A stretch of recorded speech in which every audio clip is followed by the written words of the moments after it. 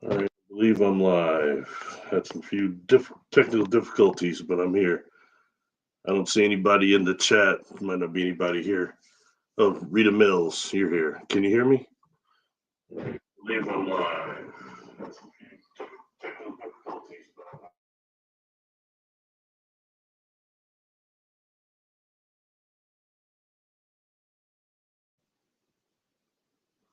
but there's somebody. John aside, Rita Mills. Oh, both of you. The only two people here. Thank you. Jake Ray Hypnosis. Oh, welcome, welcome. Lucky Lady 8. Donna Lee, Carla. Oh, thank you all for being here. Woo, sweating this one. Had a few technical difficulties getting on here. Things want to reboot right before you wanted to go live. So I was like, man, this is, and then I started tripping out earlier because I said, I got to have everything just like this and that for this topic. And I was stressing myself out. I don't have to have it like that.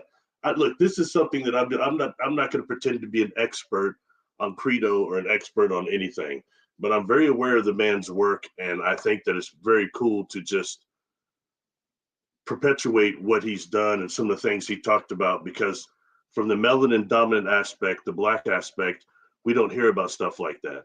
I'm sure a lot of people in the group in the chat here are already familiar with who Credo Mutwa was, who was a Sangoma, a Zulu Sangoma, which is a type of like medicine man and also historian and things of that nature. So it's pretty eldered, that passed away on, I wrote it down, March 25th, 2020. So he's somebody I never got to meet, but somebody whose work I've always been appreciative of. Robin M., thank you for coming. Kelly Dolan, welcome. Man, if I'm not mistaken, you and I met at the Conscious Life Expo just before COVID. Was that 2020? I'm pretty sure that we met there. You were hosting I think you were actually hosting the panel that I was on. That was, I had to come from one room to another. I was like 2 minutes late or something. I'll never forget it. You're a real cool guy. Anyway, ZVJ1216, welcome. Urso Supervisor, welcome. Hey, thanks everybody for coming. I really do appreciate that. And I'll try to address this. And what I'll do is I'll address the information first, because y'all know how I get carried away. And I'm going to touch on some things. And concerning Credo, what I'm going to really kind of refine this to, I'm staying away from the political stuff, away from those type of things. And what I want to kind of refine to, of all the information he presented, which was a lot, I want to refine to what he talked about, the star beings, extraterrestrials, and also him personally being a contactee and some of the things he went through to be a Sangoma. I think it's quite fascinating. So anyway, Damon Wyatt, thank you for coming. Appreciate you all being here. Okay, tell you how I got kind of, when I first heard about Credo Mutwa. And it was actually about 1990, probably 94, 93 sometime. And I used to go from 1992 to about 98. I used to go to a place that was called the African American Bookstore in my city, the Black Bookstore. And there were a couple of brothers down there that ran it that were really, really heavy. They were Muslim brothers. I'm not Muslim, but they were very, very cool. Jihad and Askia. And what I really liked about going down there is that they had, not just were they elders, and Mr. Alfonso also, he was a friend of my grandfather. So he was pretty way up there. But anyway, they what I liked about that place is that they had not just access to melanin dominant black information, but also they had a lot of books that like didn't have barcodes on them. And that's something that was kind of especially important. And they would get like, that was the days of faxes and stuff. And they would have all these different papers, and they attended these black conferences. And just really a cool place as far as knowledge. For example, these are books I got there way back then. Here's one. I've talked about this book quite a bit, several times. I've done some videos over it. African Biological Psychiatry, okay, by Dr. Richard King. And that's a really good book that deals with using the melanin and to awaken the race memory, actually, and some techniques that involve using pranayama and also the symbol of the Eye of Horus, which is pure melanin. Another book he wrote, Melanin, the Key to Freedom. Very genius brother. Okay, I've done some videos about that. I remember somebody got upset saying they were trying the technique, and it's not doing anything really. I'm not finding anything, and they weren't acknowledging that. Okay, when you do some of these techniques, and you awaken the pineal gland in that way, which these books deal with what's called black dot, when you're looking at actually the eye of Horus itself, and this takes us into the melanin and into the blood melanin and mole and these type of things. Anyway, but when you do that, you can't always expect, like I used to, immediate third dimensional results. Sometimes it's very subtle when you're awakening these memories. The things that happen, we can't ignore the subtle thing that happens, especially it comes with the spirituality when it concerns with it. It's like a time lag between doing the exercises and the third dimensional manifestation. I was, when younger, not patient enough to deal with that, to accept that, but that's the way it is. Anyway, that's a couple of other books that I had gotten from there. African Electromagnetism. That's a good book. Okay. Another one that I couldn't find it. It's called Secret Waters of the Great Pyramid by Abdul Mumin. That's really a good one. Described, especially if you're into orgone technology and stuff of that nature. Okay. Another one. I don't want to show this one too long. I got in trouble for a video for showing this one. This is a book it's called, you can see the blank papers. I won't say the name because that's what I got in trouble for. But it's The Key to the Colors by Dr. Francis Cress Welsing. And that deals with what's called the Cress color theory, which involves why their non-melanated people are trying to eradicate melanated people, especially through the black genetic. And how things like Washington, D.C., what it does to a black person, especially a black male's psyche, when you start seeing all those white phalluses and things like that. It's very, very interesting. She breaks it down a whole lot, and it goes back generational, way even before Willie Lynch syndrome. So very good book on that. It's an eye-opener, to say the least. But that's one of those books I got there.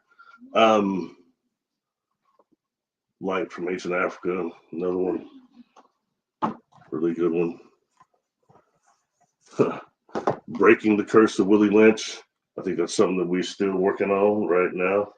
These are just good books. You know, for me, especially the age I was at then, was, younger, just coming out of high school. It's very, very educational beyond what you would learn normally or some other ways that we had. Right now, we have the internet now, but it wasn't the way it is now. Another one, Visions for Black Men. That one may have went silver seats, like no barcode on the back of it. Another. You can see the name for your place. I probably shouldn't say it. Anyway, that's how I came up. First heard about Credo Mutwa. He was mentioned there because I would go down there because I was asking the brothers about contact. I wanted to especially know about Black people and extraterrestrial contact because I had a lot of it. And I couldn't find anything about it in the media, so I was seeking that. And it was around the time that they introduced me to a book called the Urugu that Credo Mutwa was mentioned. And, he was talking about the reptilian thing. He's the first person I'd heard talking about, and also was mentioned in that book, Bringers of the Dawn by Barbara Martinique, I believe was her name. Sorry. Anyway, that's the first time I'd heard the reptilians like that, and I'd not really experienced them, but I wanted to learn more about it, and that's when I first heard it. Then later on, years later, he did that interview with David Icke. It's called Reptilian, the Reptilian Agenda, I believe. That one went pretty viral. So this is really just to turn you on, and anyone who the Credo actually is. I look up some of the stuff that he said. If you get on YouTube, you type that name in, all sorts of stuff comes up. Not everything he did was scrubbed, and you'll see a lot of things. You can start with the David Icke video. That's a good one. They break down the bloodlines. They break down the reptilian thing. Like when he goes into this whole Shatari thing. Sorry. Shataria is actually the name of the reptilians. And he's got them in 4 different classes. One is the big Dracos, the big ones with the wings. They're like, 10 feet tall or so. Ones like Corey had told me he ran into in that building with the wings, and that signifies that they're royalty. The next is the ones with the horns. And I guess that the horns themselves are not just telepathic, but also the longer the horns, the more royalty they are.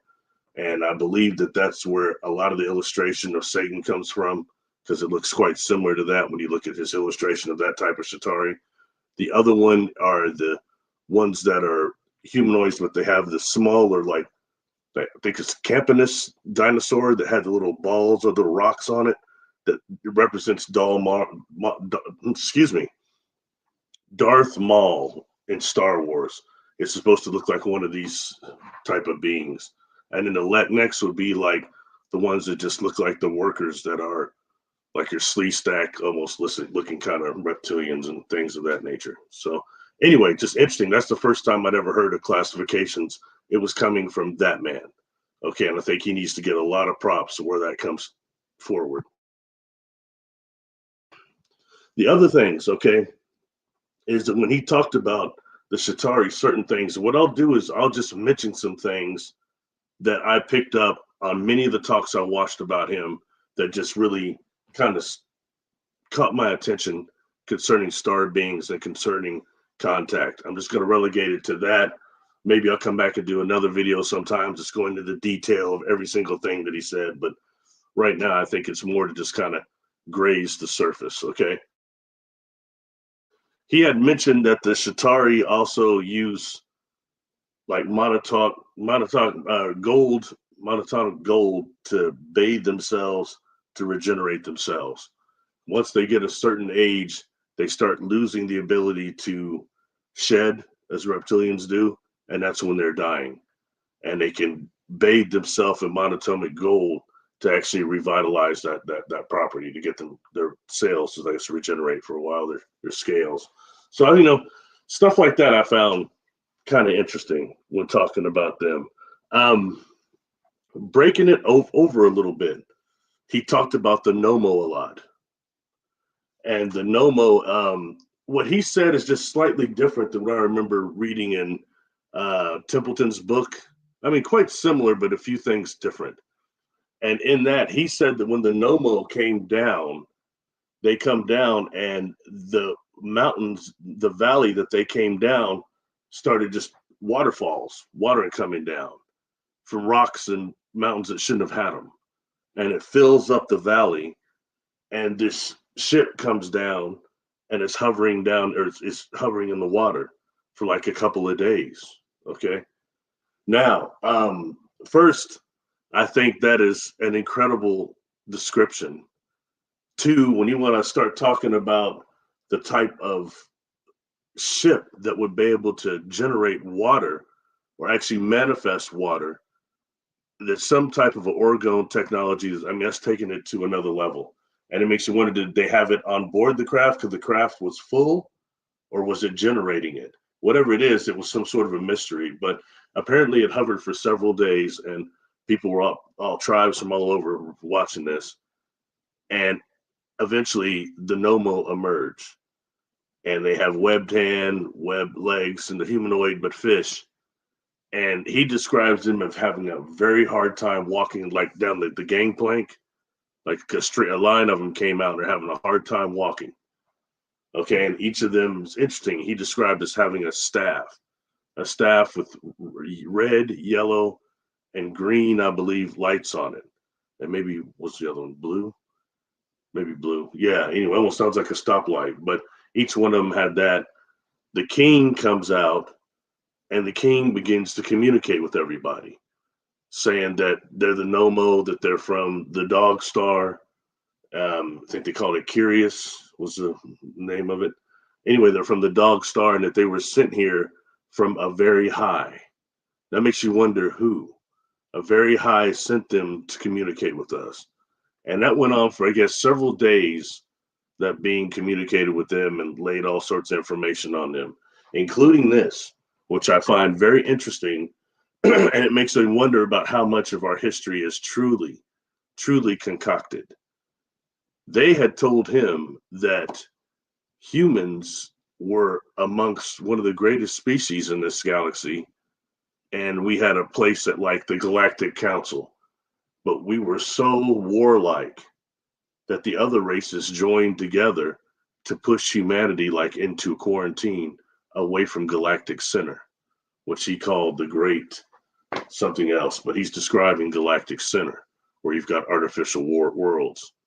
And the Nommo said that they pushed humanity to this world, one of them, but this world was an artificially made world, which goes right to what my friend Jock Doubleday talks about, Earth being terraformed and not being artificial. So I mean, it's really interesting that they would say that, you know. So I think it's where there's, as my mama used to say, where there's smoke, there's fire. You know what I'm saying? Anyway, but that humanity was at a point of humanity is here to learn how to function and to learn without destroying its biosphere, without destroying the earth. And when the time comes that the earth is no longer, the human race is no longer warlike and full of hatred, they'll be the first ones to come back and welcome us back to Galactic Central, to Galactic civilization. And then, okay, now dig this. He says then that the Nommo leader did something very odd. He presents a device, and what this device does is he commits suicide with it. It kills him. He falls over on the plank, on the gangplank, and the other Nommos that weren't swimming around, they grab him and they take him to a sacred fire. Okay, the humans of the tribes and the Nommo, they take him to the sacred fire. They cut him up, cook him, and eat him. And during this eating of this Nommo leader, I guess after he kills himself, I guess a female Nommo comes out and takes over and takes a crown. Credo described him, the king, as having this crown that had some type of a jewel on top of it that was as bright as our sun, so bright. So I guess anyway, she comes and takes over, and then everybody feasts on his body. And during this feast, they're saying that this was done to show us that we have to come out of hatred and out of fear and become part of Galactic Central again, because if we don't go to the stars and go to space, we're going to eradicate ourselves. I mean, we've all heard that before, but it's interesting to hear it coming from him and the way he had said it like that. So, okay, now keep it to 100, y'all. I don't know how many people are here. I'm sorry I haven't looked over here, but I appreciate you all being here. You know, let me just say this. What kind of dedication of leadership is that? All right, man, that's taking it to another level. You're going to make like first contact, and basically it's a kamikaze mission for you as the leader. I mean, that's a whole nother culture, whole nother civilization, whole nother thing going on. And them coming back and being the first to really help us usher us back into galactic civilization, I think that really is meaningful, and when dealing with what I've talked about before, these are the reasons I got excited back in the day about the NASA Tether incident, which is the space station that Tether had released, and it was floating out there, and they're taking pictures of they're doing a video of it, and you've got these balls swarming all around it, and they look very alive. And the first thing I thought maybe is, okay, they must be probably what we could call, what like Trevor Constable would call critters. I've seen them too, especially when I was younger, made some of those cloud busters. The critters, they're also called energy zoa sometimes as well. Energy zoa critters, I thought maybe which are like, I don't want to say they're archons, but they're like almost, when you look at pond scum, you've got these microorganisms. That's what they look like to me. But then I got kind of excited because technically, if you had an aquatic ship, a ship, and what would it be like in space, which actually traversing space? I was thinking, is it a possibility that's the Nommo coming back? But probably not, because it's not like it's peaceful here now. We've eradicated diseases or anything that they said need to be done before they come back. So implies that also the beings that we're seeing in the sea a lot, these mer people of different species, none of them are actually Nommo. The Nommo aren't here anymore. That's what Credo had said. Now, interestingly enough, when I was I find it interesting described as they weren't able hardly to walk on the plank. So these cats are not used to being out of the water at all. Kind of reminds you of the gill man, creature from the Black Lagoon. He wasn't able to stay out of the water at all. Or when I was a kid, there was a TV cartoon, a Saturday morning cartoon called Manta and Moray. And Manta was a being that was like not an Atlantean, but they had Atlanteans too that were more fish looking like him, but he was humanoids in the sea all the time. And there was an episode where they pulled him out of the sea, got caught in the net. He couldn't be out of the water hardly at all. And I think that's very representative of what we're seeing with the actually Nommo themselves, what they really actually were. And what would it be like actually if you're a being? Because they had said that Credo had said that they're aware of the Zulu were aware of 14 inhabited worlds beyond ours in space. And only 2 of them had seawater, Earth and the Nommo planet. So that's one reason they're kind of coming in, helping us. So anyway, I just thought that was a really interesting example of the Nommo and what they were. Really good way to kind of view it. Okay, now let's take this and flip this over to something else, all right? Something else, like I said, I wanted to know when I was younger looking for this stuff, I was looking to see more about Black contactees. And I say that because melanin-dominant contactees, because I show, especially going back there, go back to the 80s. Outside of Barney Hill and that other brother, but he wasn't really well advertised, you didn't hear anything about any contactees. And more to the point, what happened to me was a positive experience. It wasn't, although it messed with my life, but it wasn't negative. And I wasn't seeing those type of experiences represented or anybody that looked like me. So that was disturbing. Okay. So that's why I was looking, that's how I came across Credo anyway. So he describes being abducted, an abduction scenario he went through. And he does this on several interviews. I've watched many of them, and I'll look for the things that are commonality that he'll say.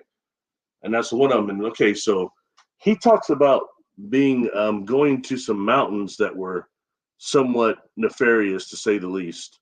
Then he gets basically abducted. He's in a lab where it's like a type of a lab, but he's got these grays around him, like 2 or 3 different types of grays. And the word he uses to call them is Unamantini. I wrote that down. I think it's spelled.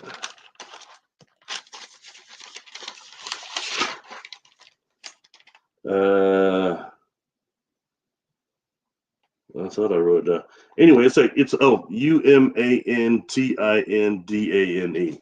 And that's why I won't say a lot of these words because I can't pronounce them correctly. I've hard enough time with the English language, but I'll tell you what they are, so then you can look them up from there. But anyway, that's what he describes grays as being. And he describes it, which means also tormentors of humanity, he said. They were doing taking like semen from him, stuff like that. Okay, he said it was extremely painful. And then there was a Caucasian female that presents herself with this wiry, golden, like blondish hair. And I guess that they had intercourse or whatever, they had sex. So he's going through some sort of deal like that. Then he goes to this other room that he describes as having these Unamantes, these grays in these little jars. And he said they were just hideous. There was a bunch of those and different types of beings in little jars. He is very, very vivid about describing this, and then about seeing other people of all different races in another room, all being experimented and tortured like he was by these beings. And he said he's trying to ask these grays, hey, why are you doing this to me? Because he can't move or do anything. And he said they didn't care. And he kept saying that, they seem to have this anger about them, about what they're just doing their job, but they seem to be angry. He kept sensing that. Now, what I like about him is he keeps it 100. He had brought out some figurines and was making examples of ancient astronauts from around the world, and how most of them, especially the further back we go in time, they have these helmets and they have bodysuits, protective suits against our atmosphere, against the many dangers here biologically for anything not from this biosphere. And if you remember the original War of the Worlds, those craft were pretty much invincible to anything we had. Those ships, they were dismantling or decimating everything. And what got them? Those little curious MFs started coming out of those ships and messing around, and the bacteria got them from this atmosphere, took them all out. So that was kind of the theory behind that. But in reality, the contaminants, if you're not from here, and like for example, the beings that had communicated to me, beings I had dealt with, that the metals in this atmosphere here is very dangerous, especially for beings that are not from here. Very dangerous what we breathe as far as metals go. So anyway, okay. Oh boy, sorry. God, where's that here? Okay. Back to his abduction. Okay, so he describes this part of the experience, okay? And it was a horrible experience. I guess maybe he had a couple. Then, as a Sangoma, he says he started meeting people all over Africa, especially Black people that had similar torturous experiences. And he said that he thought he'd worked with that lady, Elizabeth Clare, who said that she'd been impregnated and things. And he doesn't believe this. He doesn't agree that it's an experiment. He thinks that they're harvesting us. And he's saying there's two reasons that the Greys can walk around down here without any, each type of them can walk around down here without any protective gear. Sometimes they're naked, sometimes their head or their arms or their hands are exposed. Two reasons. One is because they're from here, and that's why they're genetically compatible from us, and he believes they're from the future. Okay, and I don't disagree with that at all. And number 4 would be okay, hold on. So sorry, I'm getting excited, but I'm trying to include all this in without looking over notes or anything. He goes into also how they okay, so he can see in the Greys, he can see that these are lenses, some of these things. He can see eyes underneath. Okay. And he begins going into actually that he thinks that the Greys are actually not just from our future, but that they're the offspring of the reptilians in some way. And that what you have is, which had a gray deal. All this being wasn't a gray. I'll just use this as an example, okay? You got the protective lenses, and then this here is actually a suit, actually like encasing the suit, and then the outfit is just encasing another suit. So it's two suits that's really protecting inside what they look like. These Greys, he said, were they were pink, fleshy looking. And he described a being that was tormenting some kids in Africa called Pinky. And he swore that was a Grey or a Unimantidi, as he calls them, without the flesh or without the suit on. Okay, and he said that they have almost somewhat tiny humanoid eyes, but these beings look like their blood vessels are about to bust out of them. That's the way they look naturally. So I found that fascinating. And then he goes into this. He talks about, too, one of the rites of passage and being a Sangoma as he went through it was he had to eat this dried meat that was really tough. And the meat, he was with another person or a couple other people, and they all get really, really sick on it. And like throwing up and everything, sick for like a couple of days. And they asked whoever it was who gave him to, why'd you do that? And he said, actually, that was the flesh of a god. And if you don't die at the first 2 days after you eat it, you get sick. But if you don't die, you're going to live, and then wait. And then after that, he describes having a blissful experience that's almost beyond DMT. So he was saying that how sometimes in these wars, these Greys get caught and they get killed in the bush. And the Sangomas have a way of stealing the bodies before the crew can come and get them. And they present them. So he said they're also edible. These Greys are edible. And you know, when he said that so clearly, he said that to David Icke also, or Ike, David Icke, whatever. Anyway, I just find that fascinating. He said that, and no one in the ufology community really talks about that, though. You know what I mean? Because they don't know, or because it's the black thing and they don't like it, or there's something weird going on. That's something everybody should have heard right now. Is that man says that they have eaten Greys before, that they are edible, and it causes some type of euphoria. Almost sounds like DMT. Anyway, sorry. Getting back to where was I before that? See, I just got excited and I got off track there. Okay. Oh yeah. Okay. Back to his abduction. I want to bring very close attention to this. When he describes that, and then the experience is over. Okay. He says he's immersed in the smell of this ship, this disgusting smell. And everywhere he's walking, like from village to village or whatever, and dogs are trying to attack him for the way he smells. And he winds up getting bathed up. And when he sees his family says, oh my God, where have you been? Now check this out. And he says this himself. Look at his interviews. This is what he says. And this is years ago, a couple of decades ago. He says that that people start saying he didn't know where he was or anything. He was totally disoriented when he woke up. But his family said, we've been looking for you. He had been missing for 3 days. And they found his trousers and his boots, like standing up somewhere. But he was missing. Now listen, you know who that sounds exactly like. That sounds like the David Pauletti's missing 411 thing. But man, that man said that way before any of us heard of David Pauletti's or he did that work. So this is very worth checking out. Let me cross-reference that with my friend Jessica Jones, I've done a lot of work with.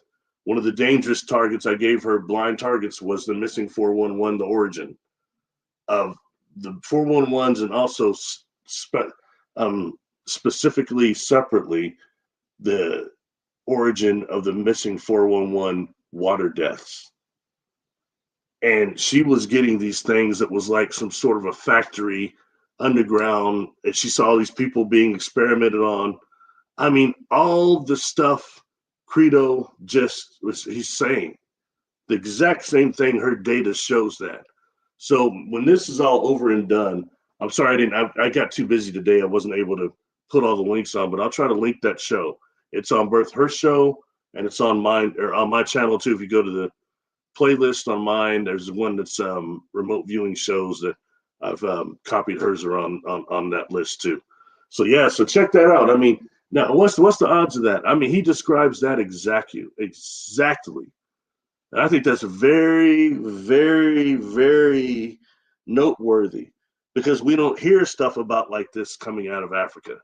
Okay, now I'm going to flip this over one more. Okay, he talks a lot about star beings, not just ghosts, not just earth spirits, but he talks about star beings a lot, to the point to where he's made a lot of figurines. That's why I urge everybody, look up everything you see, all the interviews you see him sitting there in the different garments. Look at them all. Okay, check them all out, what he's saying. I start with the David Icke one because it's like 3 hours and 33 minutes long.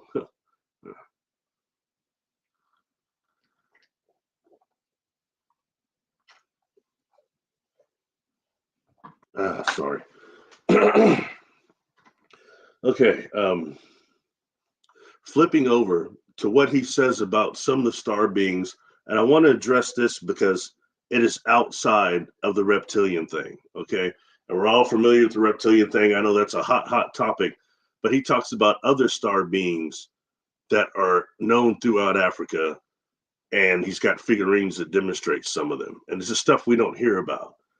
So I think that's very worthy of noteworthy, because especially, like, check it out. You watch Ancient Aliens, man, you don't see nothing about no melanin-dominant people on there. They got stuff about the Indians on there, stuff about the Jews, about the Chinese, but it's never stuff about black people on there. In fact, you see no black people on there as guests even. You had one, somebody I've interacted with a little bit, Michael Carter. He was on there, but it seems like he was only on there like the first season. I ain't seen that brother on there no more. So I'm just saying, man, stuff like that I very much pay close attention to. You know, they did something over, I think, the Aborigines, which was good, but I don't recall them showing those pieces that, like, some of the Raven tribe and other have, that show that they're saying, hey, we're from the Pleiades, and the Pleiades look just like us. They made us in their image. So it means the first Pleiadians here were much darker than me. But so you don't hear that. You think they all look like Fabio. You know, I remember a few years ago, I came forward in 2014, and I think it was around 2015, I posted this thing one morning. I was just feeling it one morning, and it was the Fabio workout in the 90s, where it's like, it was an infomercial, and he'd be up there working out like that. He's going like that with his hair, and the hair is blowing. You know, and I posted, I said, you know, I just got done doing the Pleiadian workout. It was just a joke, okay? Man, some people got pissed off. Barry, that's not funny. Barry, some of them have black hair. I was like, oh, black hair? Whoa. Okay, anyway, sorry. But point being, I just think that for us to become a type 1 civilization, all of this stuff needs to be on the table. We need to start operating as a collective consciousness, humanity, and not so tripped out on the things that have separated us. You know, something else about going back to Credo and the Shatari, something he had said, that when the Shatari came here, they came in these big ships, and they were telling everybody that they were gods, and that actually they were the result of some type of a biological inbreeding with humanity to a degree also. And again, like you know, Credo saying that humanity actually was important galactically, and we had to get pushed out. That says a lot, that we think that, you know, it's this Homo sapiens sapien, but there's something a lot more than that going on. Why you've got the Adam Kadmon as a blueprint for humanity. Okay. Anyway, back to Shatari. He said that prior to them coming here, we were androgynous. And part of the thing that they did to separate us is created sexes and gave humanity sexes, and then all the other war. And then they had some type of a war with, he kept saying, with God, with the creator, and they got condemned and punished to be not as corporeal, not totally third dimensional anymore, to where they can't absorb nutritions. And they have to take this, as Jessica and everybody says, loose, this negative psychokinetic energy. And that's why they have to do that now. That's part of their punishment. Okay, so when going back to that and thinking of that, I'm going to bust out this book, okay? The old Uranta book. Uranta means earth, the earth book. And on page 711, part 63, the first human family, they've got a thing called the first two humans were supposed to be, first male and female, Adon and Fanta. That's on page 711. And I'm sorry I didn't get enough chance to read it to see what they were saying the origin of them were. And whatever the case is, so that is what he's talking about, is before that. Humans here before we were, you know, separated into sexes. Very, very interesting food for thought, to say the least. All right. Anyway, sorry. Sticking with Credo again. Don't worry. I'll talk to everybody in the chat, and I'll look in there as soon as I get done going through this. But if I look at the chat, I'll never get the information out, and I'll start getting all confused, and then it gets all weird, you know. Anyway, so he talks about these different star beings that are known in Africa. And he brings up many different types. And I'm not going to go over all of them because I can't pronounce the words. I don't want to look stupid. All right. But something I want to bring into focus also with this is that we have, I've said this before, we have like more than just two Earths. Let's say we have two Earths cognitively for us. Left side awareness, right side awareness. But in the Earth we have now, we have physical beings with consciousness, organic beings with consciousness. On the other Earth is populated by inorganic beings with consciousness. And you have those beings that can come over into this frequency, okay, and manifest. So when you start dealing with that and the beings that come here and land here from different, not just different dimensions, but from space too, star beings that land here physically, but you know how many that land here that are thought forms or energetically or plasma forms that land in the other, on the other Earth, so to speak, which is right here with us. All right. So sometimes that may be some of the things that they're seeing that are coming over. So I'm going to give a couple of names that he had given out. And again, I urge everybody to look at his stuff for yourself. It doesn't matter what Barry Littleton says. It's about getting the information for yourself. All right. One is Amongo Rugu. Okay. And he describes that as being this huge slug that's very dense, that can be actually, they can find trails of it in the sand. And it's something that he said you never forget once you've seen it. But it's very, very hostile. And I think it has a type of a sulfur smell too, he said as well. And you know, when I see the representation of it, what he had in the figurine, it reminds me of an episode of Doctor Who, back when my favorite doctor, obviously the best doctor, was on, Tom Baker. It's an episode, younger episode, when he was with Leela, I believe. It's called The Image of the Findal. And during that, he's dealing with these beings that are called the Findal that feed on psychokinetic energy. And the Findal in their normal form actually looks somewhat serpent like this thing does. Quite similar. It makes you wonder if that's where somebody had got that. You know, anyway. That's just one of these beings, but he said that that's extraterrestrial. All right, extraterrestrial being another one. He showed a couple of different beings that appear to be almost robotic. And one of them he called Michomombi, which means man of iron. It apparently smells like sulfur, about 12 feet tall. They find footprints of it. And this thing is some type, you know, it makes you think it must be some type of AI. And the other one he showed, I'm sorry, I can't remember the name of that one, but it looked like it's somebody in a suit, astronaut too, but it's another big one, like 7, 8, 9 feet tall. Okay.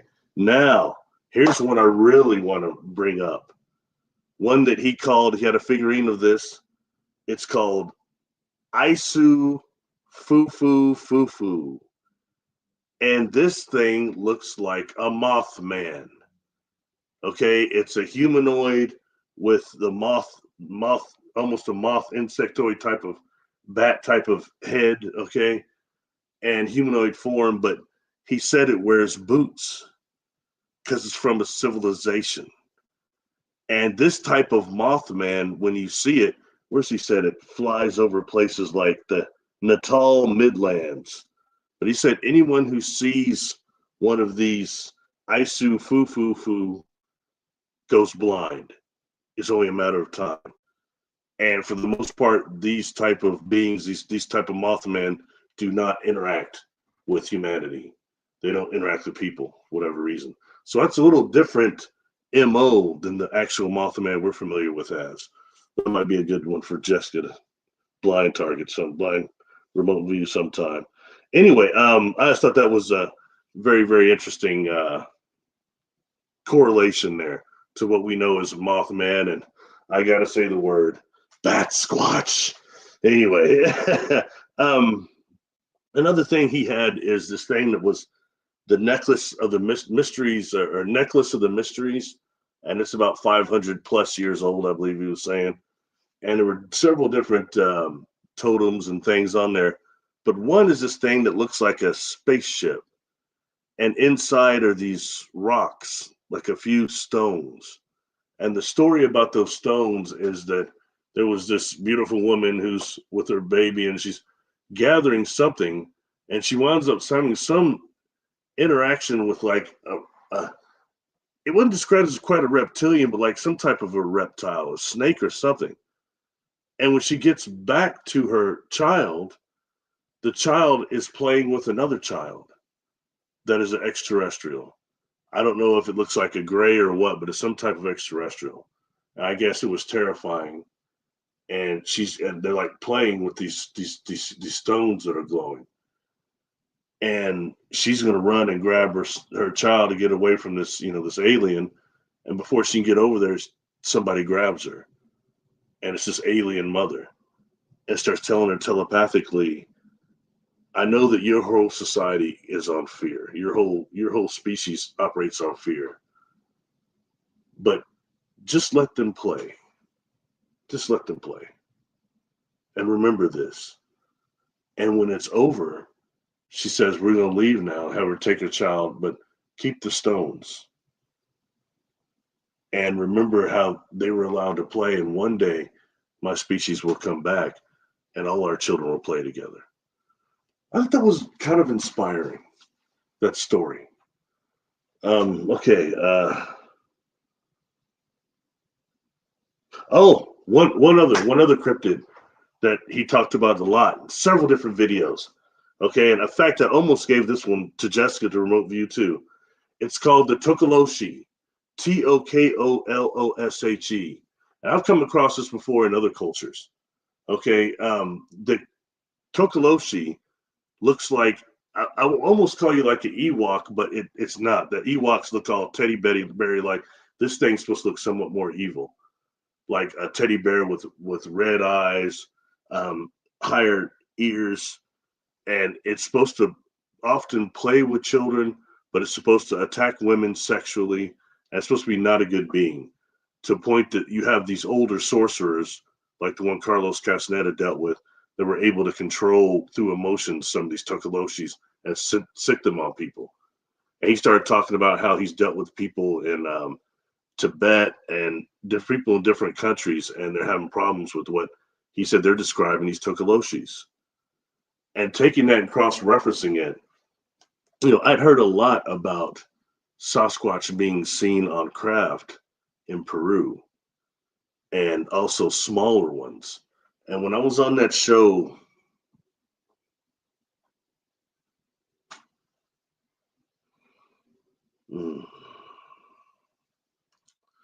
oh gosh, Mike and that other guy, I can't remember the name of their show now. Not Blondes and Booze.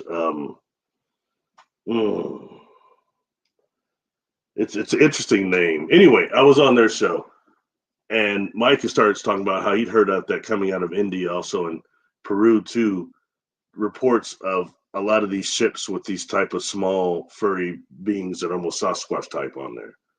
Those aren't Tokoloshe, but I just thought it's worth mentioning that. Okay, and that's just another of these cryptids you can look up. So again, when this cryptid is Tokoloshe, he said several times how these UFOs are seen, then the Tokoloshe appears. So there's some type of a star being. They're not just something that's Earth native. So I thought that too was worth mentioning. Let me flip over. I'm sorry, everybody. I think that's most of what I wanted to bring up. I had posted this on Facebook the other day. There's a group called the Verdoma, also known, first time I heard about them, it was the ostrich people in National Geographic. That's because they have these feet that are some have a genetic trait that is two-toed feet. Okay, the Vadoma, Vadoma. But what Credo had mentioned before, he called them the children of the rhinoceros stars, because they claim that there were a bird species that came from Orion that interbred with their tribe, and that's the result. It's these people that have this that's called acrodactyly, where they have actually just 2 digits for feet, two toes. It looks quite bizarre, and it's not. If you research them a little bit, their tribe, it's not that they all have it, but the ones that do fit into society just fine, and they do a lot of interbreeding because they don't want these genetics to go outside. So check that out sometime. If it wasn't for him, I would never have known that. You would just think it was some sort of genetic. They talk about it's a certain chromosome that makes that happen. I think that needs to be looked as much as Rh negative blood, don't you? Again, that's just food for thought, yo. I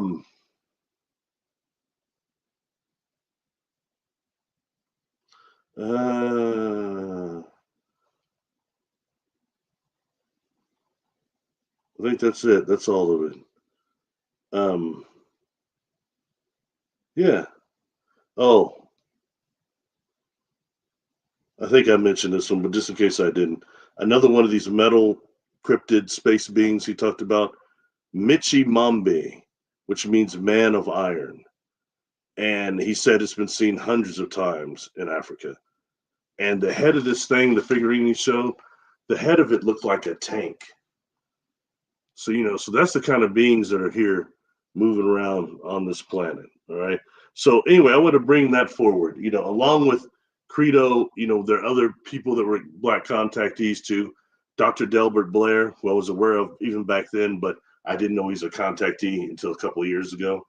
Okay, so I've done a video about Dr. Delbert Blair and myself, how we had some similarities. I would have loved to have met that man.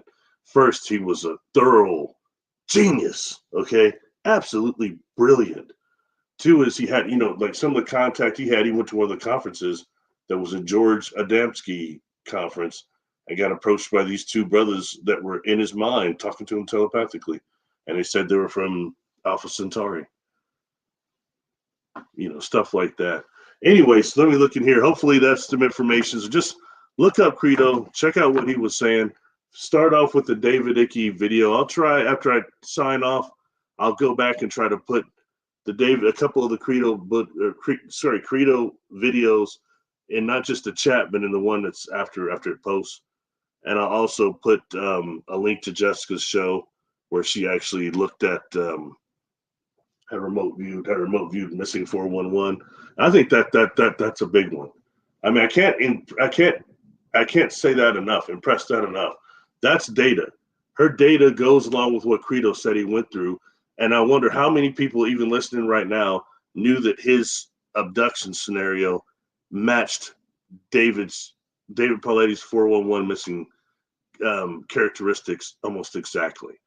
Missing for days like that, only his boots being found, the boots and the trousers.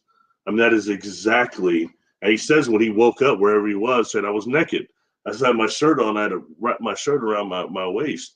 And he's stumbling around to other villages, and dogs are going off on him because he smells like some sort of formaldehyde from the ship or whatever, Anyway, cool. I think I mentioned, he said that they're aware of 14 inhabited planets with 2 that were saltwater. One is the Nommo. One of the reasons that the Nommo came here. Okay, I think that's it. That's the sum of it. So I'm gonna go through the chats now real quick and see what's going on. Jessica, you're here. Thank you for coming.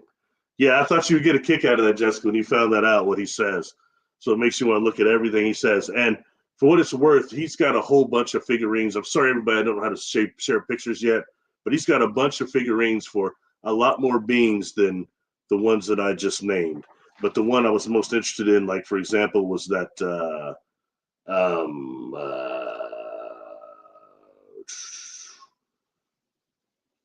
Fufu one.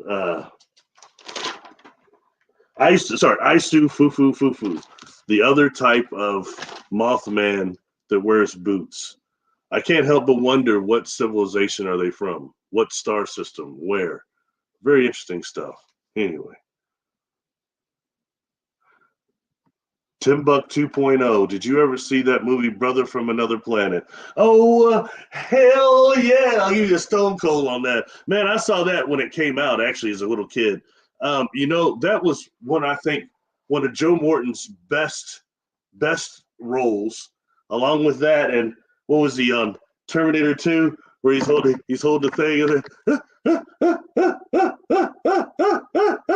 like he blows everything up. But anyway, he was also on Smallville. He played the Dr. Hamilton that took the kryptonite, got dripped on him, he got all jacked up.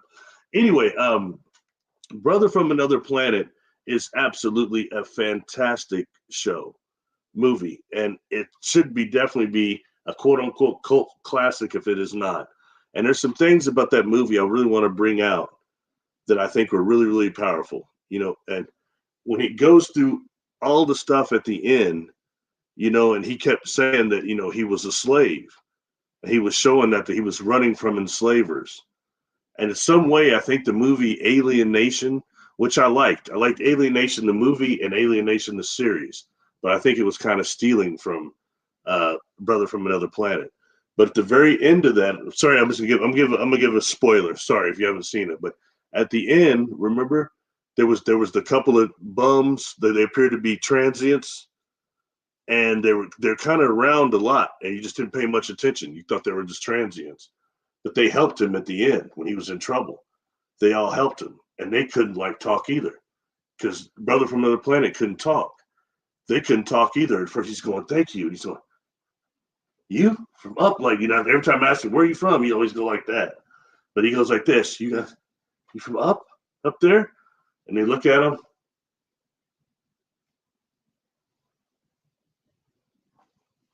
I thought that was powerful. That was powerful. You can interpret that however you want it. Was he implying that, okay, no, we're freed from where you're from and we live here now? Or was he implying, no, we're from the inner earth? And when you hear so many things about the melanin-dominant, I know the word now is breakaway civilizations. I got to be hip. The breakaway civilizations from inner earth, how many of them you hear are black?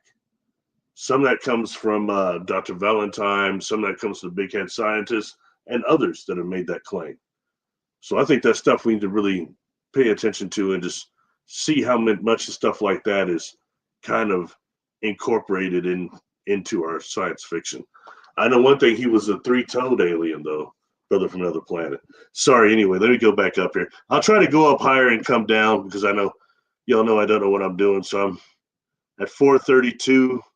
I'll go a little further back and I'll start down from here. I've heard of rat food. I've heard of reptoids with rings being royalty. Yeah. Okay, so for the record, and I could say this on my channel because it doesn't matter. I'll try not to say this too much on Jessica's show or something because people get mad when I mention this guy's name. But one name I've been fortunate enough to have a platform enough, and I've presented 14 of these conferences, so I met a lot of these people now. And one of them I met was Corey Good, and that the guy talked me to death. You know what I mean? And what's the two things when he runs up trying to hug me and everything? Two things I want to know. One is, okay, you said you met black people that aren't from Earth. Tell me all about it.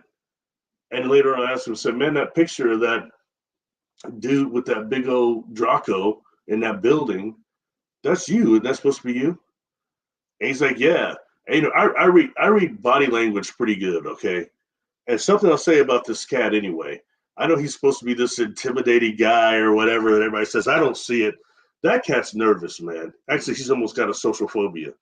Okay. And when I asked him about that question, I don't like this word, but the only word I can use to describe it is he looked kind of spooked.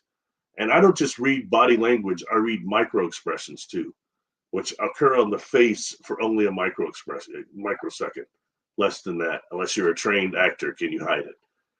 And that dude looked pretty freaked out, man. And he told me that it was a cleanup for his platoon or whatever you call the group of military people. And they're going to clean this thing up, and it's supposed to be in Silicon Valley or something like that, he said. The building looks abandoned from the outside. They get inside, it's real nice. Take this elevator down. And in the basement, he said when he got out of the elevator, it's the most intense smell of urine he's ever smelled. Urine. And, sometimes some big reptilians, it's been said that some of the salmonella on them, or E. coli, smells like almost urine to a degree. He said that it's a horrible smell of urine, and then he started getting encroached on telepathically, and then this thing came out from around the corner or whatever. And it was just, he said it was all over him. He said it was a horrible experience. All right. So anyway, but that's he's also the same person that told me he had seen during one of these contact missions he was on. He saw a Draco that size get sucked up into an orb like this size, that it would just suddenly got contracted and materialized up into this orb. He said the orb was some type of an advanced multi-dimensional ship. You know, who am I to say? I don't know. Some of his testimonies come into question, but I try to not throw the baby out with the bathwater and use discernment and see what things might be valid and what's being said. So anyway, concerning that. But anyway, that's somebody that just said that he had met one, and it was Credo that said those were the royalty, and the other ones have the other Shatari have the horn. They almost look like some type of satanic deal, and I think that's where some of our images of the devil probably come from.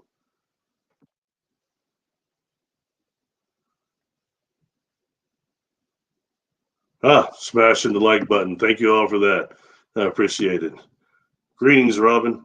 Okay, I'm at 413, folks. I'm going to go down now, okay? I'll try to answer most of the stuff or chime in real quick, and then we'll probably wrap it up. But I'll make sure I got this information out.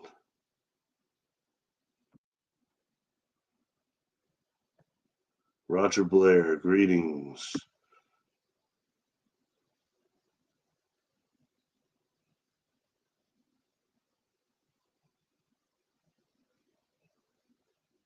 You know, Barbara Martinique, she wrote another book. It's called Earth, the Living Library. That's a pretty good book, too. And I think what she's talking about in that book is something like I have a past memory of, that would be a Bracewell probe that was sent out, actually more like almost would be called it's the other probe. Got a Bracewell probe, Berserker probe, and the Berserker probe is self-replicating, and this other one is sorry, I can't brain fart. Anyway, it'd be that type that's actually self-replicating. It's something that was sent out of here, almost like the V'ger in Star Trek, the original motion picture, or the thing that they called Nomad on the original Star Trek, that went way out and supposed to get all this information, and then comes back as a type of galactic library, like a Milky Way library or universal library, perhaps. And supposedly this thing was supposed to come back in like 3,500 years or whatever that mark is. And we're getting close to that point now, supposedly. So I watch all these things that come in our solar system from out. They're acting peculiar. Like, for example, of course, Hale-Bopp really was incredible. And I used to watch because they thought that Robert Morningsky and Robert Ghostwolf both said that they thought that might be the blue Kachina. So I was watching that, especially since it was visible with the naked eye. But that was gone. Another one I was watching, that's been a few years ago now, Comet Sighting. That one was acting very erratic. Then after that, you had Amoa. Everybody was talking about that one. You know, so these are just objects I'm looking to see, and there's ones that are already near Earth objects, not just the black satellite, but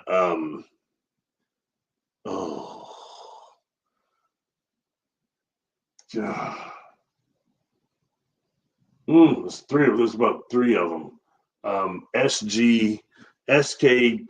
SKG 344.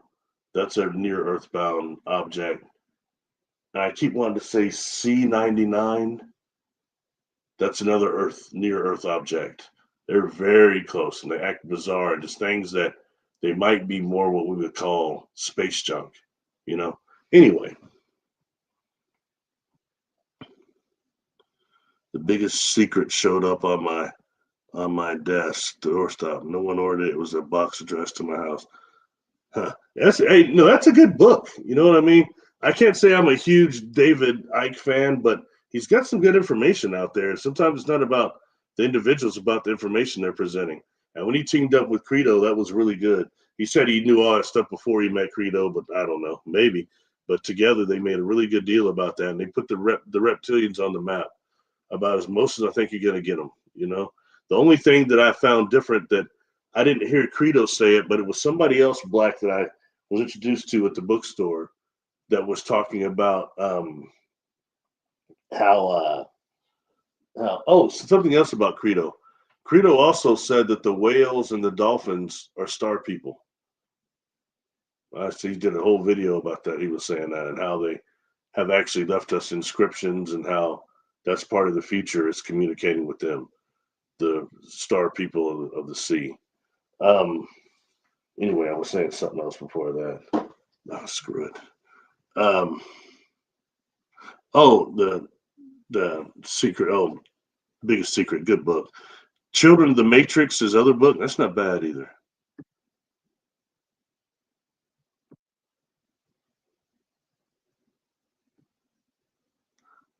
Jordan Maxwell. Not really watched too much of that. I can only do so much with all the famous people, you know.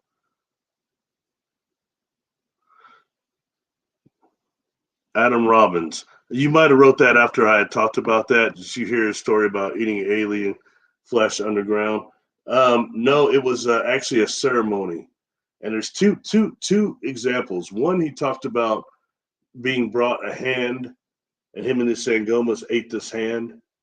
And another time is these little pieces of meat that made him really, really sick. And that was the flesh. And he was saying that that's something that they do. They found ways to steal these gray carcasses before the crew members come and take them back. You know, something else when dealing with these other types of grays. Look, I know there are a lot of different types. So I'm not saying what Credo's saying is the only answer. I know a lot of people are a strong believer of the Zeta Reticuli thing from Betty and Barney Hill, you know, and of course they could have been lied to. Who knows? It could all be a lie. But interesting, that whole story. But you know, of all things, and I've mentioned this before, when I first heard as a kid, heard about the Betty and Barney Hill deal, she was talking and she specifically said, I'll never forget it. I mentioned this before, so sorry y'all heard me mention this before. But she says that this leader gray, the head looked different. And I think she said his hat was he had on his hat, but she described him as having a nose the size of Jimmy Durante, who was an old black and white comedian. They called him the Schnoz because he had a huge nose. And then when you start looking closer at the Halleman Air Force Base contact deal with the government, those beings were described as having on these type of a peculiar like roped headdress and also having the very large nose. And sometimes they're portrayed as having these sticks too, these wands. But anyway, so I think that's just noting when we start talking about ebens and some of these higher grays and some of the ones that might be constructing the others that are robots. It's important, I think, to maybe keep that in place.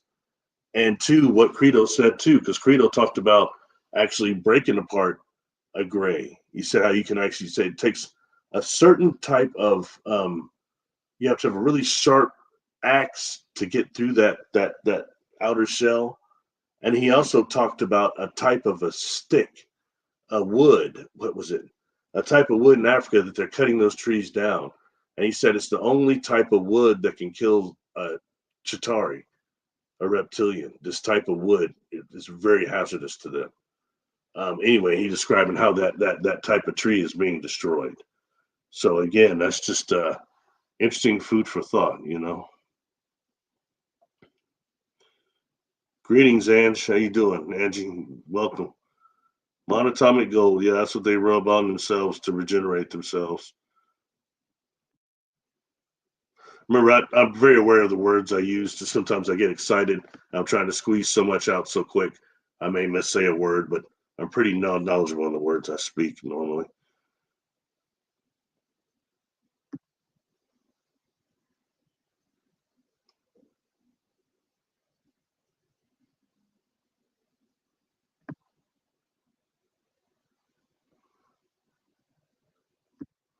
Cool. Earth is a corpse. No, not yet, but it will be if we don't stop. But you know, the thing about Earth is the truth is that humanity could very well eradicate itself. And you know, I've had all these contact experiences, and when I'm in the presence of one of these non-humans, these beings that are having these experiences, I've asked several times, what's going to happen in the future? And you know, they never tell me anything. They never tell me anything. One, I think because they don't know for sure. Two, because it's multiple timelines. But they never tell me anything. But they have shown me the past. They say this will never happen again. I'm being showed images of Earth, which looks like a burnt, like a dark, an ash, like an ash going around our sun in a weird orbit, like this burned out cinder ash thing. And that makes you really wonder, like, what happened here? How old is the Earth? Is that part of the artificial reconstruction Jock Doubleday talks about? I don't know, but food for thought. I know this planet's much older than we think, and something horrible has happened here before.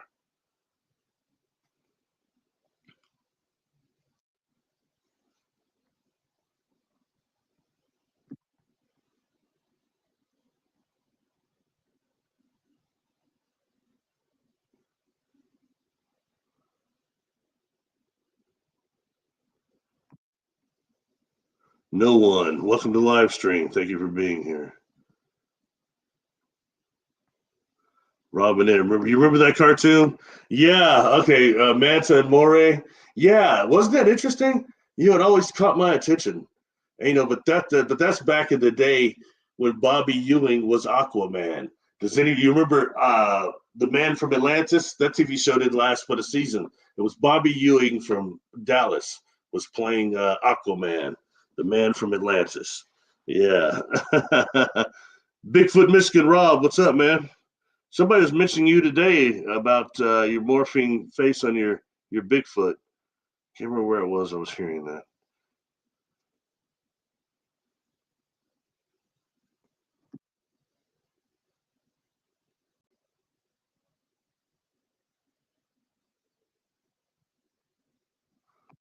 Rat food. I'd love to meet a melanated ET. You know, I believe I have.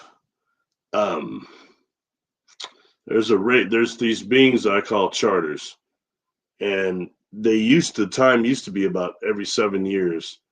Lifetime contactees that come around. They look human, they seem human, but their energy, something's much more advanced. They put it to you like this: they feel like if we don't destroy ourselves, they feel like what we might be like in about 2,000 years before we go on to the next container for our consciousness, whatever that is, orbs, energy, high energy plasma, whatever it might be. Another thing, rat food, you know, on Journey to Truth, I don't know, they think the YouTube channel's gone, but maybe they posted back up. When I came back from their conference a couple years ago, that's where I had for the first time met actually second time met Matthew Morning. And sorry, that was the first time I met him actually. That was Cocoa Beach, sorry, different conference. Anyway, that's the first time I met Matthew Morning, and he runs up to me and he tells me he'd had experience with a black extraterrestrial. And we did a show on Journey to Truth and talked about that. I said, somebody needs to listen to him talk about this. And he met one of the ones that would appear to be, see, everyone talks about these different mantis beings, but no one talks about the black praying mantis, the melanin-dominant mantis, which we do have represented here on Earth. Okay, but no one talks about that in the context in that scenario. And the truth is, nobody knows where any of the mantids actually come from. Some of them have told, especially the taller ones, have told experiencers that, hey, we actually populate solar systems and then we supervise them after that. Okay, so that puts them into what this book would call the life carriers. And we don't know what all evolutionary forms of consciousness a life carrier has throughout their evolution. It's one of them a mantis type. Anyway, point being, we don't hear about the black praying mantis, which might come from dark matter, dark energy. Okay, and we have hybrids that come from them also. And these hybrids, these brothers are melanin-dominant hybrids. They're described as being tall, like taller than an NBA player, like 7 foot or plus, and having extra joint in their neck, extra like elbow, like an extra knee. So when they can move in a way that we're not capable of. And supposedly, when you meet them, they have this dance they do. Upon your first initial meeting of them, they immediately start doing this dance. And it's supposed to be so beautiful and so fluid that it makes the person witness it and want to try to do it too. But we can't because we don't have the right joints for it. But nonetheless, this dance is their way of saying hello. It's an introduction ceremony. That's what I've been told. But these type of hybrids also have what's reported as a triangle on the top of their head. Okay, like a small small triangle on the pineal gland. That's how they've been represented a lot of the times in tall. And the one Matthew saw was similar, but it materialized in front of him. He had the experience, and then it dematerialized and left. He said when it dematerialized, it turned into smoke and then took off. Now, when you start looking at things like how, quote unquote, how vampires were supposed to commute, how some of these other beings would commute, they turn into mist. When I was talking to Matthew Delph, we had, in fact, I did a video over this. We were talking about bottled vampires and how it said that these people, these vampire hunters were trapping these vampires in bottles. And how they would do it is, the question is how the main thing for the vampire is the grave. They have to go to the grave. How were they getting from the grave back out here? And it's supposed to be when they actually transform into mist and do it. So these hunters would put a little bit of blood in one of these vials. And then when the vampire's in mist form, it would go into the bottle and they cap it. Food for thought again, okay?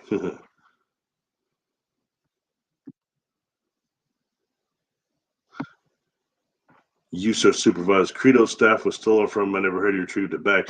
I don't know about any staff, but I know his the necklace of mysteries, it was stolen. I think he got robbed on a train or something like that. They beat him up really bad too, and they stole that from him. He was supposed to pass that to somebody else, or was supposed to be buried with him, like above his tomb or something like that. Yeah, so he might have lost the staff too. You're probably right. I hadn't heard that, but I'm sure they took everything he had. Gee, what great people beat up on a 95-year-old guy. That really says something. Jeez, that's this place though, isn't it?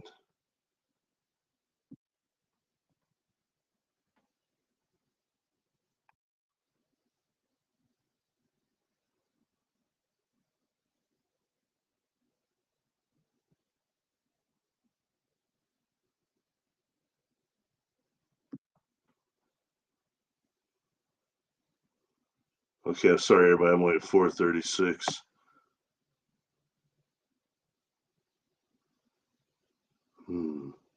People talking about their contact experiences. That's cool. I think that's something that needs to happen more and more. Let's all talk about our contact experience.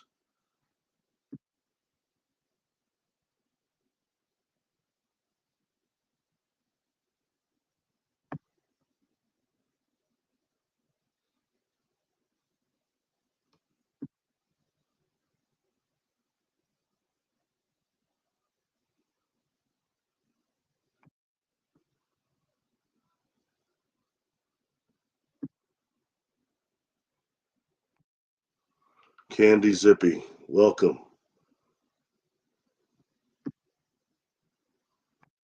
Jessica, edible wild. Yeah, I've always meant to bring that up. Actually, yeah, he describes it in the gray, whatever you call it, inameti, whatever he calls them, but he described eating them. He says he's gonna. People say they're not real. That's bull. He said they are real. They're physical. They're tangible. They can hurt you. They can cause pain. They can take you, but you can also hurt them and eat them. Yeah, I. So, it's real weird. That would be a type of a passage. to eat that. And when he's described it, it sounds a lot like, if you eat a really, really strong like mushroom or one of those hallucinogenics, they make people sick.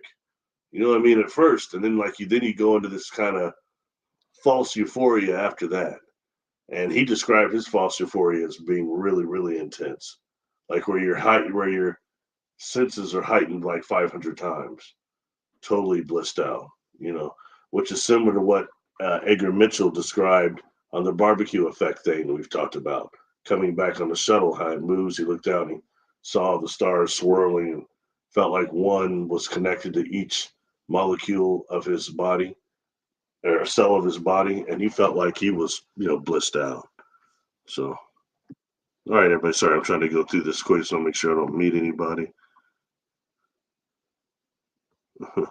People talking about eating grays. Oh, goodness.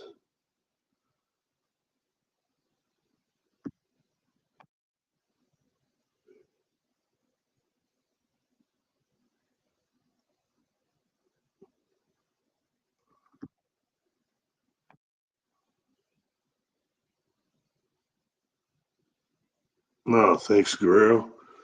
Barry, I wish you had a ton of books. I've tried to write a book since I was in college, and I've never been able to actually do it. And God knows those decades before I had my car accident, so I can't say it's because of that. It's I wound up expressing a lot of my information through YouTube on my channel, which not many people watch anymore, but but I try to make that to where it's just a library. The videos may be shorter, but when people come back and they come and watch it, it gives them just enough information, the pictures, the information, the words. They can do their own thing and look it up. They don't really need me. So, but thank you for that. I try to sometimes it's hard to get this stuff for people to understand. One problems with the videos I did was the gentleman that I was doing them with was very strict on the timing that we had. And most of the videos had to be like 7 or 8, or I had to pay more than what I already was. So I had to pay for all those. And sometimes to get the information with those pictures into a 7-minute time frame was extremely difficult. But I managed to do it most of the time with it making enough sense to where people get what they need from it. So that's one thing. So I appreciate you saying that. That was something I struggled with a lot to make sure I wasn't, because those my brothers that told me, I don't understand what you're saying. So I try to,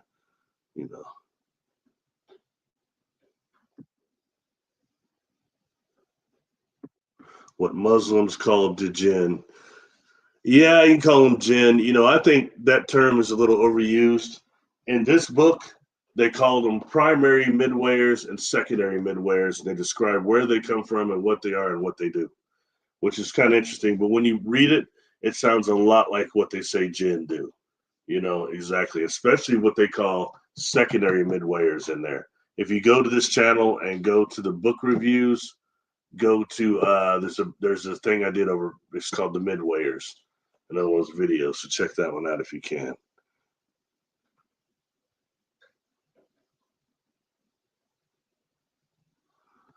Timbo, I wonder if that photo of the giant crash ship on the moon with the black woman with some type of tattoos in her face was a real deal. I think Jessica and I are going to talk about that. That has been a highly, highly debated video. What's supposed to be Apollo 20 or something? One thing I will say, I'm open to see what it actually is, because years ago, I saw a video of these two European guys making these panels, putting it together, making a mannequin dummy, and it was that whole setup that we saw there. And they're showing how they made it. And it looked pretty damn convincing to me. And then all of a sudden, it just disappeared, and that video's no more. Now, for jokes and fun, somebody that I used to work closely with that no longer associates with me, because apparently I'm Dark Cabal with David Wilcox, somebody I've never even met, but whatever. They thought that woman on that ship is them, and they thought that ship is theirs, and the ship was calling their TV their show we were on. They get a bunch of weird beeps and clicks and stuff on their on one of their pickup calls, and they think it's that ship is calling them because it's been tracing them generations through their incarnations on Earth. Yeah, I'm sure that's what it was. I tell you, I was just holding the phone silent. I didn't have to say much. Wasn't my show. Anyway, New Zealand, SH&M, welcome, welcome, welcome. You know, I got to tell you, there's a show as a kid that I absolutely enjoyed that was on Nickelodeon. I was running my black ass home quick to see it after school, and it was called Under the Mountain. Came out in the very early 80s, probably 82, 83. And it was called Under the Mountain. It was out of New Zealand, and like Mount Arangatoto and the mountains of the bleeding skies. It was about that. And this gentleman, this older dude named Mr. Jones, had come to Earth. He's from another galaxy. He's actually a light being, but he's masquerading as a person. He came to Earth from another galaxy to fight these mud creatures, the symbiotic worm mud creatures called the Wilberforce. Really good show. It only lasted there's probably like 8 of them. It was a short novel by the writer Maurice Guy, who also I think was a contactee. Super Sleuth, thank you for coming here. I appreciate you being here. Thank you for that. See you later, Donna.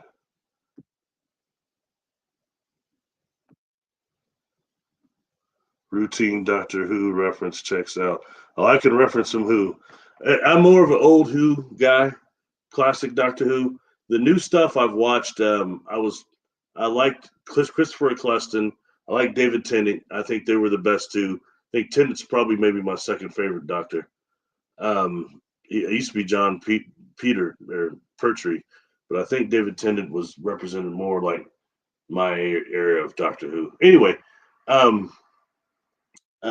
the new ones seems like they're getting a little off point. I'm not gonna lie to you, okay? They're going a little bit far with the regenerations, bi-generation, female, male generation. I mean, it's just going a little bit kind of weird, okay? And there's other things that happen, like, you know, people can just shoot weapons in the TARDIS now like it's nothing. Weapons are never supposed to function in the TARDIS because in a place of temporal grace. Anyway, just little things like that, I think they've just gotten a little far away, but things have to go forward, you know, I know how it is. Anyway. I thought he said he ate a human hand as part of initiation. Scowling Wolf. Yeah, I mentioned that also. He ate a hand with another person. That was part of initiation, but there was another where he ate these pieces of meat, these little pieces of meat that were very, very tough. And he explains how that's probably one way he lost a tooth or something. Is he's eating this meat. It was super, super tough, and they got really, really sick on it afterwards. Like so sick that if you don't die within 2 days, the person said that you've been chosen and yada, yada, yada. So that was, yeah. So there's two examples he gave of eating some meat. But at no point, Scowling Wolf, did he said that hand was actually from a Mandingo. At no point did he said that. At least not that I've heard anyway. Duchess of Wisdom, greetings, welcome, thanks for coming. That'd be a cool target, but scary. They're all pretty scary, Jones. I don't know.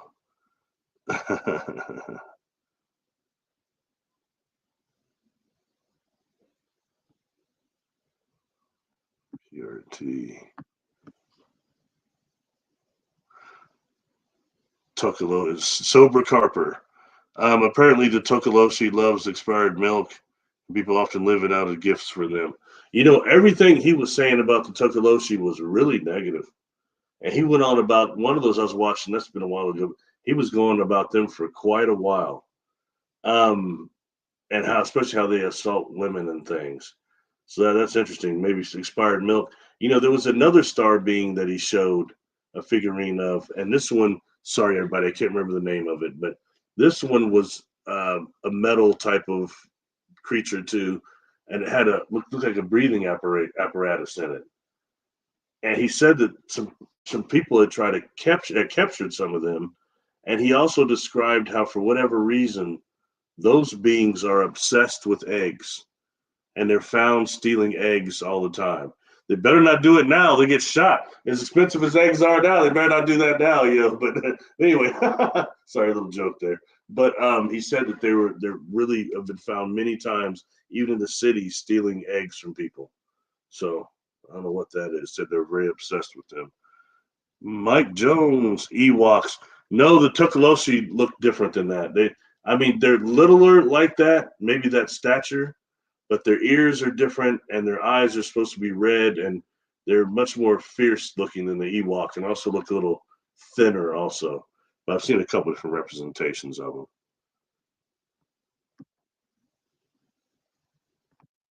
Dr. Blair, powerful man, Duchess of Wisdom. Oh, wasn't he great? He was incredible. He was incredible. And it's so weird. I just came forward a little too late to meet him, but he was in one of the Melanin-Dominant conferences I went to. He was two of the people that threw it were actually students of him. So it's very, very interesting. In fact, one of the people that actually knew Dr. Wells too. RH negative, yeah. The RH negative thing, when looking up Ray's data from CCRI, they've asked that question about what people's blood type was that were contactees. The RH thing didn't come forward as much as you would think. Or it wasn't as dominant as you would think. But you also had a large amount of people that did not know their bloodline or blood type. So it's hard to tell. But it's an interesting deal, definitely. But it'd be interesting that type of chromosome that the Vendoma have that creates the two-footed, two-toed foot. It's interesting. You can trace that back to Orion. I myself, okay, look, when it comes to space places, I don't like Orion. I don't like that area of space. I feel like I've had experience there where there's a bunch of warring species there, and it's like a Stargate you can pass through. Kind of like if any of y'all remember Buck Rogers in the 25th century, they had the Stargates. Like boom, boom, they were flying through. I think Orion is somewhat like that. All right, but I don't like that area. I've had very bad experience with somebody in this community that claims to be from there. Even not talking about El Halim, they're talking about they're from Orion, and that is a shyster, piece of shit, warlike cat. All right, that's a coward. I want nothing to do with that cat. So if that's the beings that deal with Orions, or the type of beings that come from there, that's why I probably don't like the place. Food for thought, again. Well, a little bit more than food for thought. That was actually fact. Duchess of Wisdom. Why do you think melanated extraterrestrials are not talked about? It's simple. It's simple racism. It really is. I have to call it what it is. Until recently, things are changing a bit now. When I first started going to those conferences, man, I'd be the only black person there, and it'd make me uncomfortable. You know what I mean? But now there's a couple, or there's people of other cultures there too. So I think things are starting to change slowly. It's just not fast enough. We got to get to what Gene Roddenberry was showing us on the Enterprise. You had a little of everybody there with command stature. That was very important, as Dr. King had said. But hopefully things are changing now a little bit. You still see it now, like Lynn Moulton Howe, who I think is great. My experience with her was great. But, I wonder if one of the reasons she quit talking to me is because I talk about black extraterrestrials. She's been asked, there's a gentleman, Zach, oh gosh, super cool brother. Sorry if I remember his last name, but super cool brother. But he asked Linda that, like, why come she never talked about any black extraterrestrials or melanin-dominant extraterrestrials? And she replied to him, it was a cryptic reply. It's like, I can't because I've never heard any of the responses like that. I never heard anything about them. That could be true, you know what I mean? But that's something that's just been omitted from these deals at all. You know, that video I did with Corey, which was Corey, myself, and that bastard demon who's just sitting there, standing there saying nothing because they don't know shit. Excuse my language. But anyway, we did this video, and he was saying that when like contact happens, a lot of those ships are going to come, and these large black people are going to get off, and everybody's going to freak out. Now, was that him saying that he believes that, or was it him saying that because he had seen Carrie Cassidy's video with Norman Bergen, and him saying, you know, how he tripped out he was, you know, so there were black people got off, and she's like, you mean brown people got off the ship in that naval shipyard? He looked, no, they were black. He's like tripped out, man, you know. So I thought maybe he might have seen that, so he was kind of playing on that. But anyway, it's true though. You know what I mean? I think a lot of people would be astonished if you have tall cats. You know, I've talked to a few people now that have interacted with black extraterrestrials, and I heard the same thing from a few of them. Well, at first I thought they were basketball players, but they were dressed like Moors. Then they spoke to me in my mind. They were telepathic, really strong. Anyway.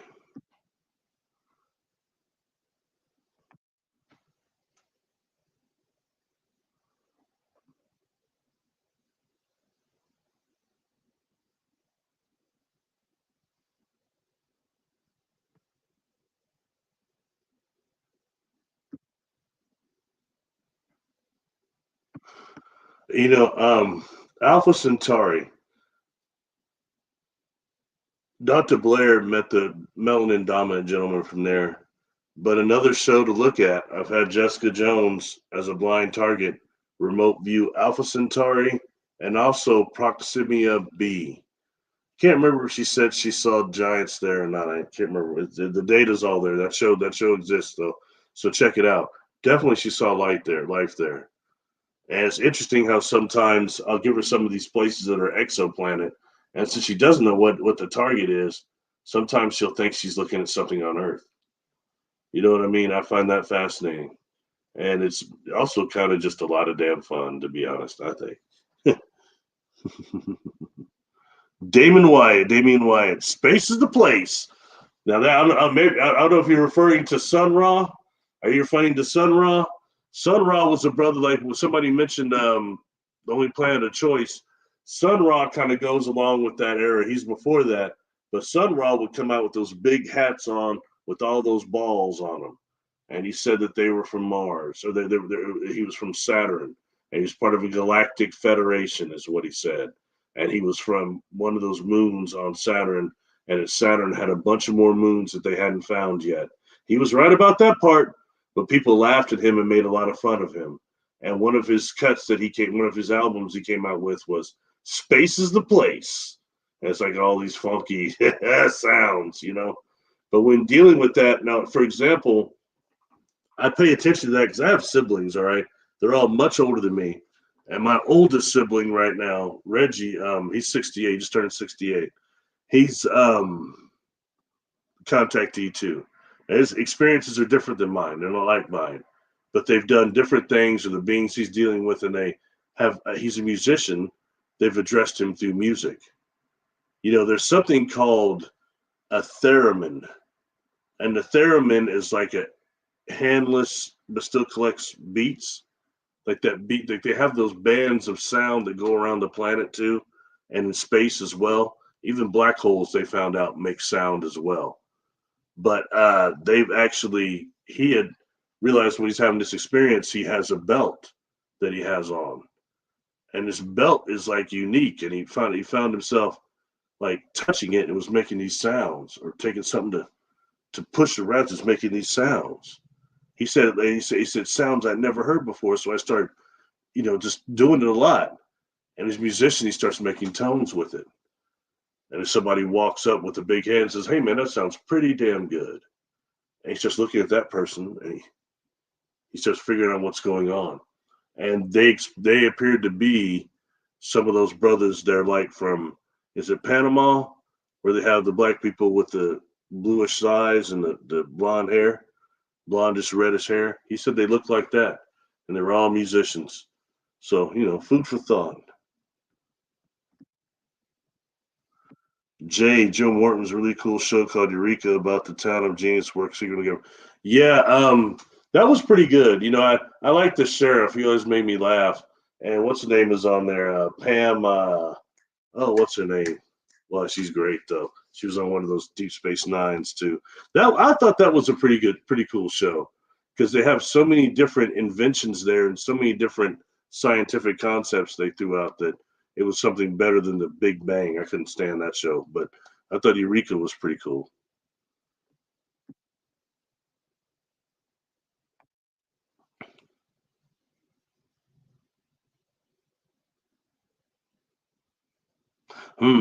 Leah Seen, the Mothman who called my sister and I to him, we have negative A blood, telepathically was a bloodsucker. God told me to pick up rocks, and I swear I'd make his wings look like Swedish cheese. Did he attack you? You say he's a bloodsucker. How do you know? Did he attack, or what did he do? How'd you find out he was a bloodsucker? I find that interesting because apparently the ones that Credo talks about with the boots are not good. MPW 333, welcome.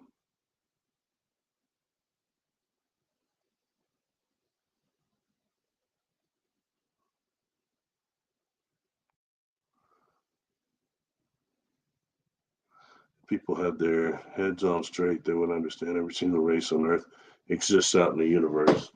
You see, that is something, a problem I have with this book. When this book is good information till it comes to the section on race, they just completely slam, especially darker black people.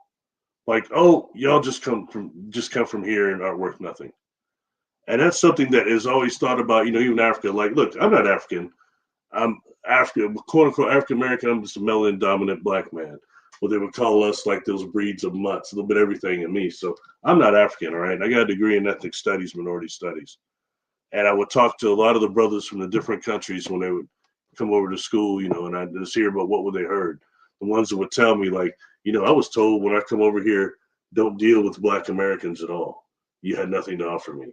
And the different countries from Africa that would say different things before they come over here. It's quite fascinating. In the type of program you get to hear stuff like that. Anyway, book is a problem I have with that, all right? But they talk about the red man, the blue man, the green man, the orange man, all these different color of human or of a hue of people, but they're really, really hard on the melanin dominant people that really were the first ones. And they're not acknowledging any of that there. And some of the things said here regarding that has not held up to current genetic testing. Okay. And I knew that once I stopped being pissed off about it, that was put in this book by Dr. Sadler, or who the hell ever, to stop people like me from reading it. That's simple. All right.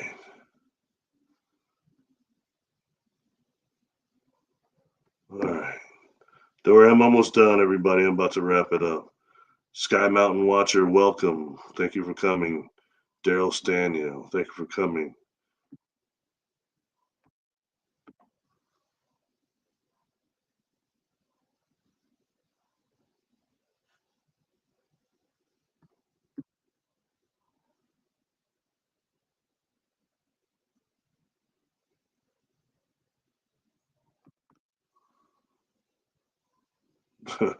Iguana squirting pee everywhere. I've actually heard about beings that were more dino beings, but they looked like giant iguanodons, is what I had heard. Heard about ones that look like iguanodons, vicious ones that look like Allosaurus, and then we have the normal ones we hear about quite a bit. Rat Food, thanks for hanging. Thanks.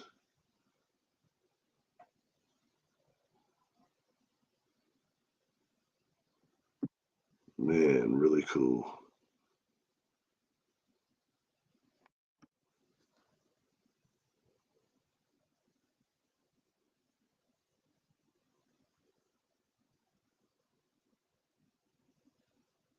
Hail Bop. Yeah, Hail Bop was a trip. I wondered, if that was the blue Kachina going to Robert Morningstar and everybody, the next one would be the red one, the dancing one. But that one still hasn't come.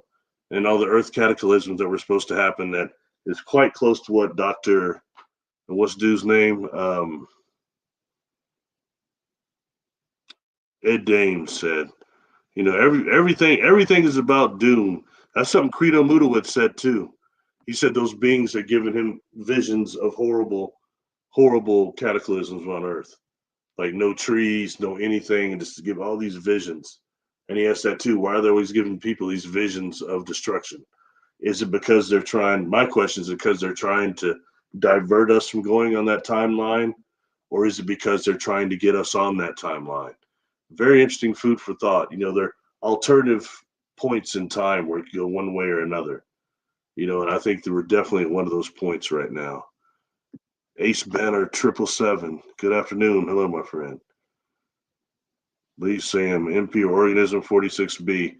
That's another one there. Jessica and I did a show over 46B.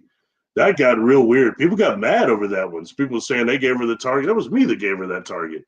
And first thing was I was wondering, does it as a being actually exist as a creature?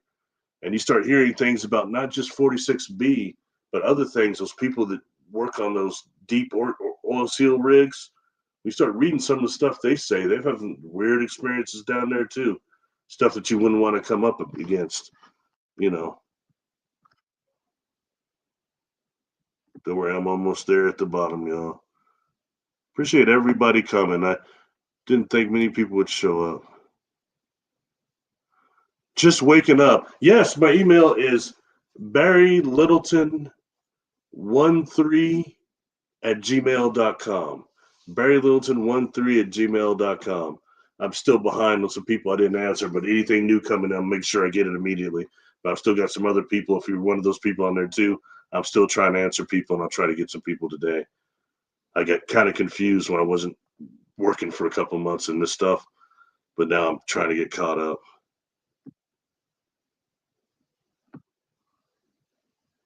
That needle gut is no joke. Hurts like crazy. Rocky Mountain Skywatcher. So you went through that too, huh? Credo kept saying that and several of them I had watched, he said how he doesn't think they're experimenting with us. He doesn't think it's that. He thinks that he kept using the word harvesting us. I've done another video that's called When Demons Pretend to be Extraterrestrials. I think that's a major decoy for them, just like it is for the cryptoterrestrials. Oh, we're great aliens from Zeta Reticuli. Why they're actually messing with your nuts, messing with your eggs. You know what I mean? That's torture. That's a type of torture. And the way Credo kept saying, he said it feels like they were angry. I find that very interesting to say that. That's going to the demonic faction a little bit more, and how these things start blurring together so much.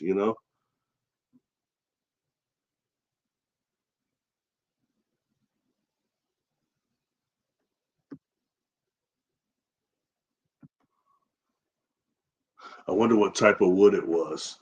Man, I want to say he was saying teak wood or something like that.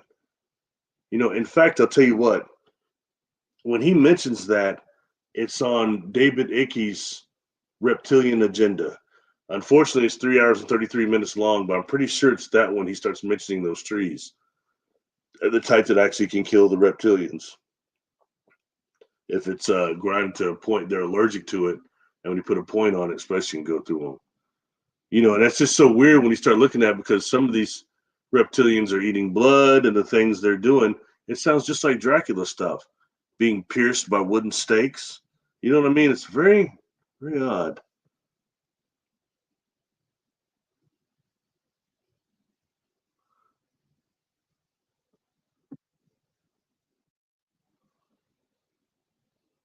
Ultraviolet colors.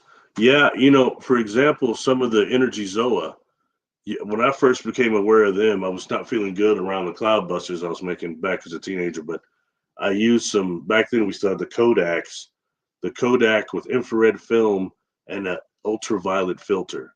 Then you start picking those things up. Without the ultraviolet filter, you wouldn't always pick it up. So I would agree. A lot goes on um, ultraviolet spectrum.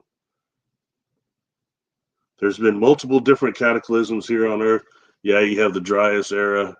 You have the end of the Ice Age, and like David or like I had mentioned that I had met Randall Carlson when I was in Vegas, speaking in Vegas, and we sat down and talked for a little bit.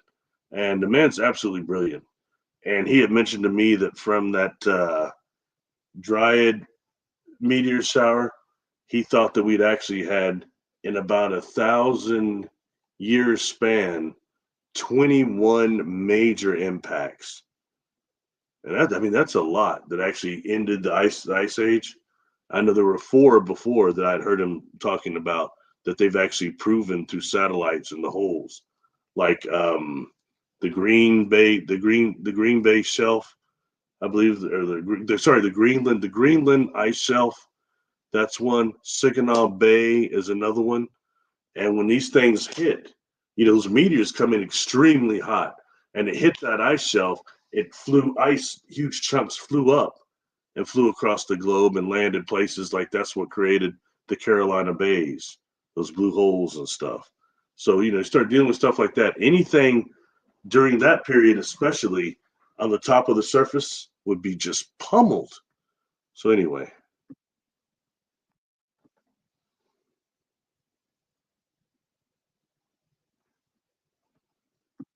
Love the man from Atlantis. Okay, somebody that remembers that. I feel weird when I say stuff like that. I don't know what people remember and what they don't. It was us on Jessica's show. I was just everyone talking about Bigfoot and Wild Boy. I was like, these people don't think I'm just. My brother Reggie used to laugh at me, and my brother Mitch, who's 12 years older than me. He said, Mitch watched that sorry show too. I caught him watching. I said, man, that actually wasn't that bad. Bigfoot and Wild Boy, as cheesy as it was, okay?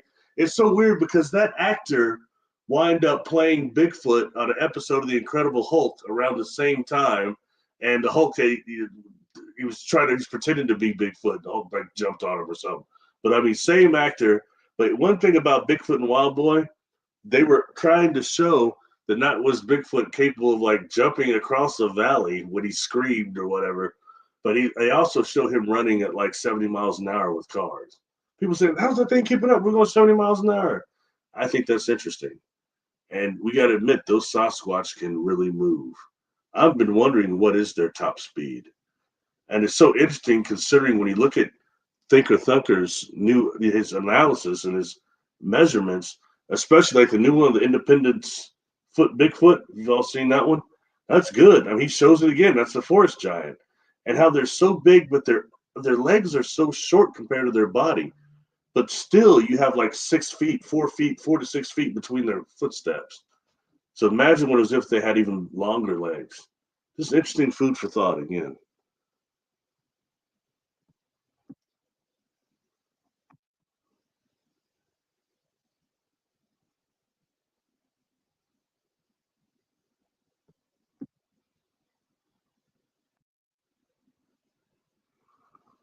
I dream of Jeannie. Remember she was smoke going in out of the bottle. Yes, I do.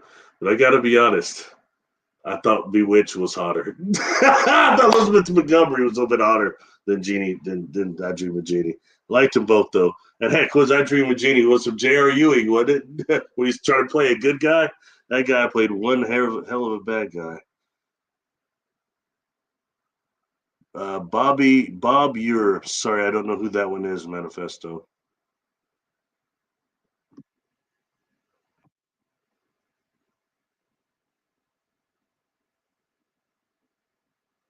I had a pre-Earth memory with a mantis under QHHT with some sort of neutral color, brownish.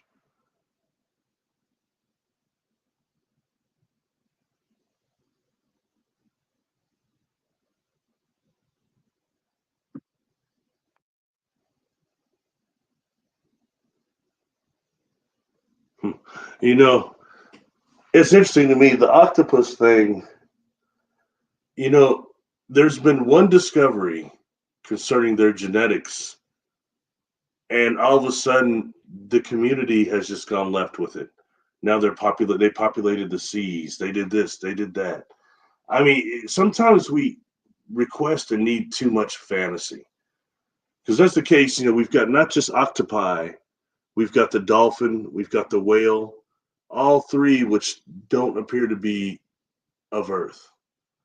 And if you look at what Credo's saying about the whale and the purpose, the dolphin, definitely. I mean, it's food for thought. And the main thing I think that when dealing with who and what populated this planet, not dealing with any one of anything, you've got multiple civilizations that were in here doing stuff. As Credo had said, the Nommo had told them the Earth was a structured world, which would be what the Urantia calls an artificial world, architectural world.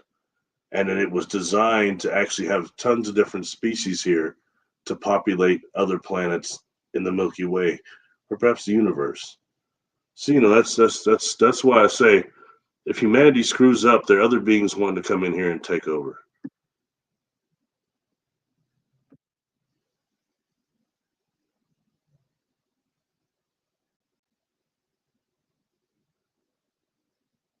Gerardo, there's more than biological beings. Don't know. Maybe you're just advising people of that. I've encountered beings that are plasma based.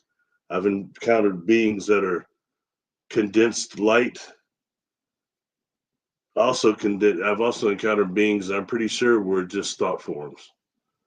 So there's a whole other thing that goes into the realm of inorganic and inorganic. And also, to be quite honest with you, I'm also very suspect of silicon life forms, which we don't know anything about.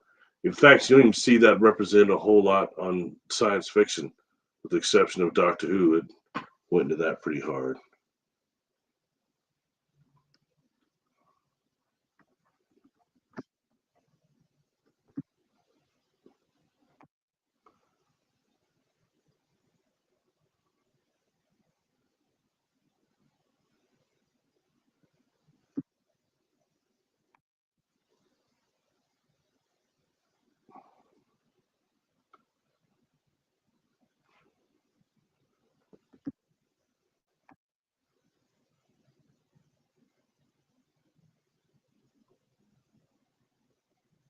I heard Credo never got his Necklace of Mysteries back. It's officially taken.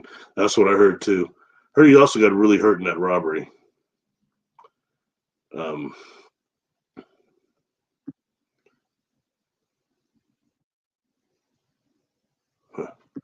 Gerard, are you coming back to Las Vegas? Is there any more conventions like Starway to the Stars? Did I meet you there? That was a big convention. That was really fun. Honestly, I'd never been to Vegas, but one time on a layover for a few hours. I'd never have been to Vegas like that. I didn't really get to go out and kick it or anything. I was too busy working. But that's an interesting place, man. Wow. It took me one whole night just to walk through that damn hotel.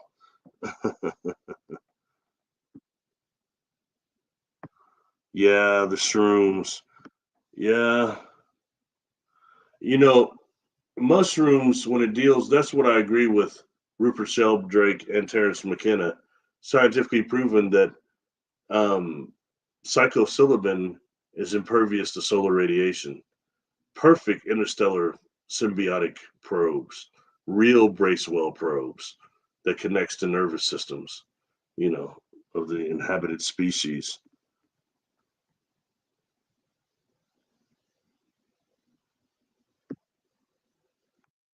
Yeah, Stairway 20.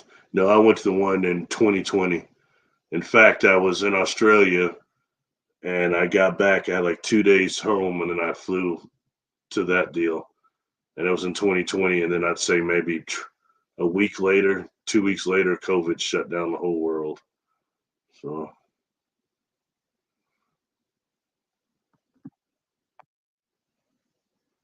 Robin M., hey, thank you for being here and for all the support.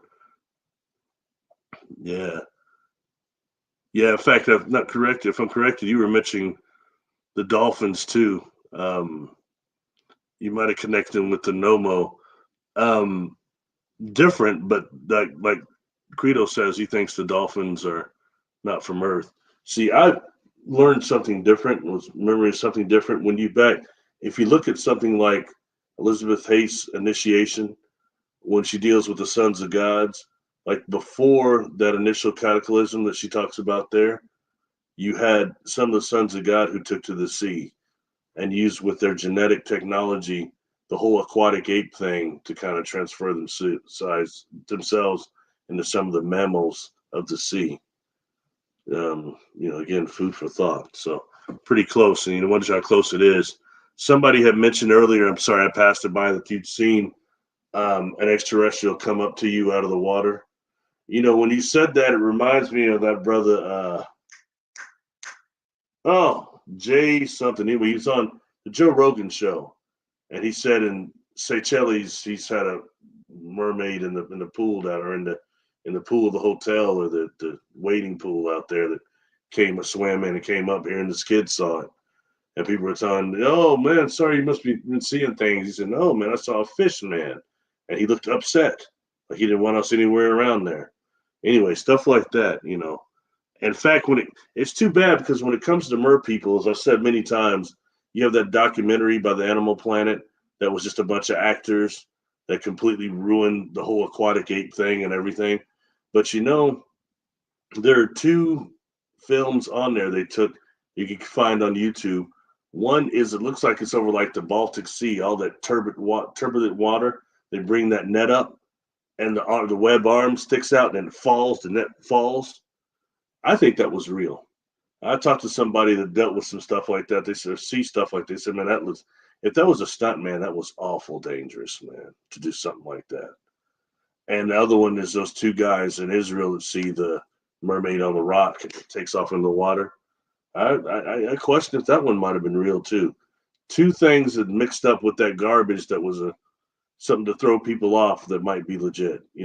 Kind of like the Sasquatch in BC, the one that's walking up that pass, and the guys are standing up there and said, "Man, look at it down there. That's a Sasquatch down there." And that thing is walking. I had a friend that's been all over the world hiking, almost died hiking by himself without a personal locator, like Paul Eddy said he should have. But he said he's seen forest spirits and had some encounters, but he didn't believe in Sasquatch. And it crushed to hear me say that. He didn't think they could exist. And then he watched that video. He'd come to town from Ohio, and he's watching that video with me. And he said, Barry, I've hiked. He said, I've been to that area. He knew where they were. He goes, what you're seeing right there, unless they drop that person off by a helicopter, they're walking against the snow line. That's incredibly hard. He was kind of convinced it was real. So it's little stuff like that they get, as y'all call them, the normies, to even believing.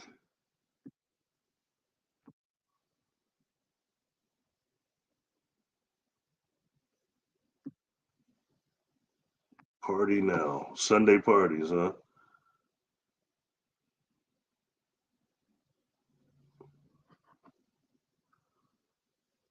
Bigfoot Dwarf. What's up, brother?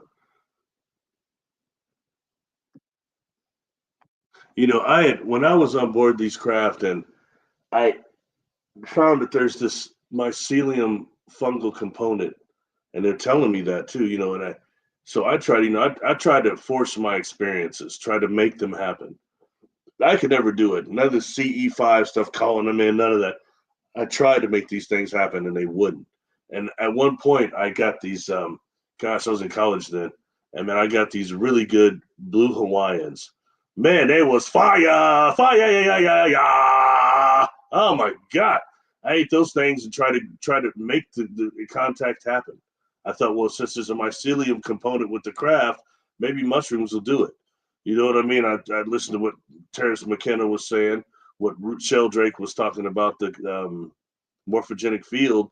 So I ate some of these blue. I mean, they were sharp. That was a cap like this on a big stem. I ate that whole thing. And I'll tell you what, I went out, I got a ride to where my central spot was, And I stood out there. I'll tell you, I freaked the hell out, but I didn't see any spaceships. I didn't get on no mushroom ships. I was out there just tripping out, man. 100%. Not that it was unenjoyable, but it wasn't a contact experience. And I was like, man, no matter what, I can't seem to force them. It just happens when they want it to happen. And even now, it's like that. You know, I don't see the ships anymore always or go on board. It's not like that anymore. Now it's when I'm out walking, especially between 3:30 and 5 a.m. when I'm doing my Survive 4 Catastrophic Traumatic Brain Injury morning walk. I get blasted with information sometimes. People call it downloads, but to me, it feels like an open channel, open communication. I don't really channel, but you know, it's stuff like that. And they told me before, you know, we always try to communicate with you like this, but you only paid attention to the spaceships, and that's us too. But this is easier, and it's true. When I was younger, I had to have an experience that just stopped my world. You know, that was all that count as experiences. Just like something psychic come through, it had to be really intense, like a wave, then I would acknowledge it. Some of the other stuff that I thought was just common sense, but it wasn't. It was psychic things. I have all these people that are readers and stuff telling me, you're stronger than me. You're really, really strong. I'm like, what are you talking about? I didn't do that stuff. But the truth is, I've been doing it always and didn't know what it was, taking it for granted because I was walking around turned on all the effing time. I know how to turn it off. I had to get older to figure that out. So it's little things like that. You know, I think I speak for probably most people in this group. They're probably everybody who is even in this chat or listening to anything I have to say. You're most likely Blue Soul Group, and we have that common because I'm not everybody's cup of tea. A lot of people don't like what I say or how I put it, but I'm here about the information. I'm trying to spread the information, spread the light, and hopefully we can save humanity together and make this a type 1 civilization. I think that's why a lot of us are here right now, trying to break through this thing that they're doing to completely rewrite the narratives of contact and of spirituality, confined and controlled by religions and social media and all these other things. It's time to break past that. Believe me, we got a bunch of people here. Like a bunch of people in my chat right now are ascended masters. We don't have to go by name anymore. It's a time a lot of us are incarnating here. So it's not about the ego thing. It's about saving this place because there's not much time left. Anyway, I'm going to leave that there. I'm at 5:34. I'm about to wrap this up, though.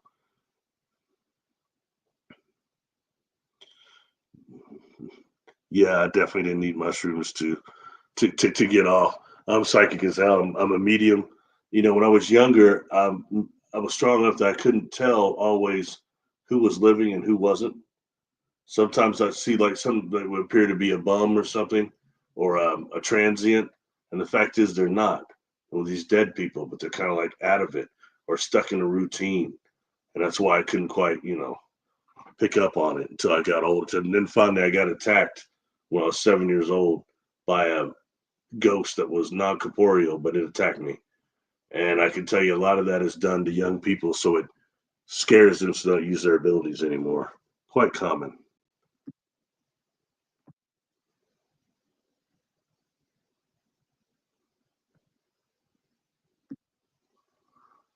Off topic, have you heard 12 gods worship almost every culture on earth? If you look up, there's 12 all the time. Council of 12, the 12 this, 12 that. I mean, you've got so many beings here of so many different type that's unreal. That's something I get kind of frustrated with the term Anunnaki. What does that really mean? Most people can't really tell you. They're using that to describe a whole host of galactic beings that come here, both the physical, non-physical, organic, inorganic, interdimensional, multidimensional, and they use this word Anunnaki. That is so confining based on what Zechariah Sitchin said. You know, and when you start looking at really what Credo said and some of these other stories, all that starts kind of tying in similar. But I personally don't buy the whole, okay, I'm getting in trouble for this, but I'm gonna keep it 100 with y'all. I don't buy the whole mining gold thing. Okay, when you really look at the exoplanets and their moons, you know, gold is not rare. It's not even that important of a mineral. and with really advanced technologies that are capable of intergalactic wormhole universal travel, you've got to have some Homo sapiens to get the goal for you. You have no technology to do it. Just saying, you know what I mean? That's one person's interpretation. And you got Credo who backs it up a little bit, saying they're mining it so the Shatari could put it on them to stop them from not being able to shed anymore. So that brings something to it, but still, the whole planet being enslaved by that, I just don't buy it fully. Doesn't mean I might be wrong, but certain things like that, I think we need to look at a wider perspective. And like, if we were a part of galactic civilization, humanity had to be pushed out. That means before we had sexes, we were very warlike. What beings were before Adon and Fonta? It almost makes sense to me. And he was saying that civilizations had to team up to get humans out of there. And when you look at this planet here, this planet, I'll tell you, before I get going, I thought this was a prison planet full of people that were lost souls trapped in a reincarnation cycle. I bought a lot of that. And look at it, it's very hellish down here. This is one little vibration away from being total hell down here, but being totally barbaric. And when I started doing even more of the work, especially the regression work, man, a lot of my own theories didn't hold up. Then when I had to put it against my own past life memories, my own past lives, a lot of what I thought didn't hold up. And there's a wise old saying, a wise person alters their views and opinions to fit the facts. A fool alters the facts to fit their opinions.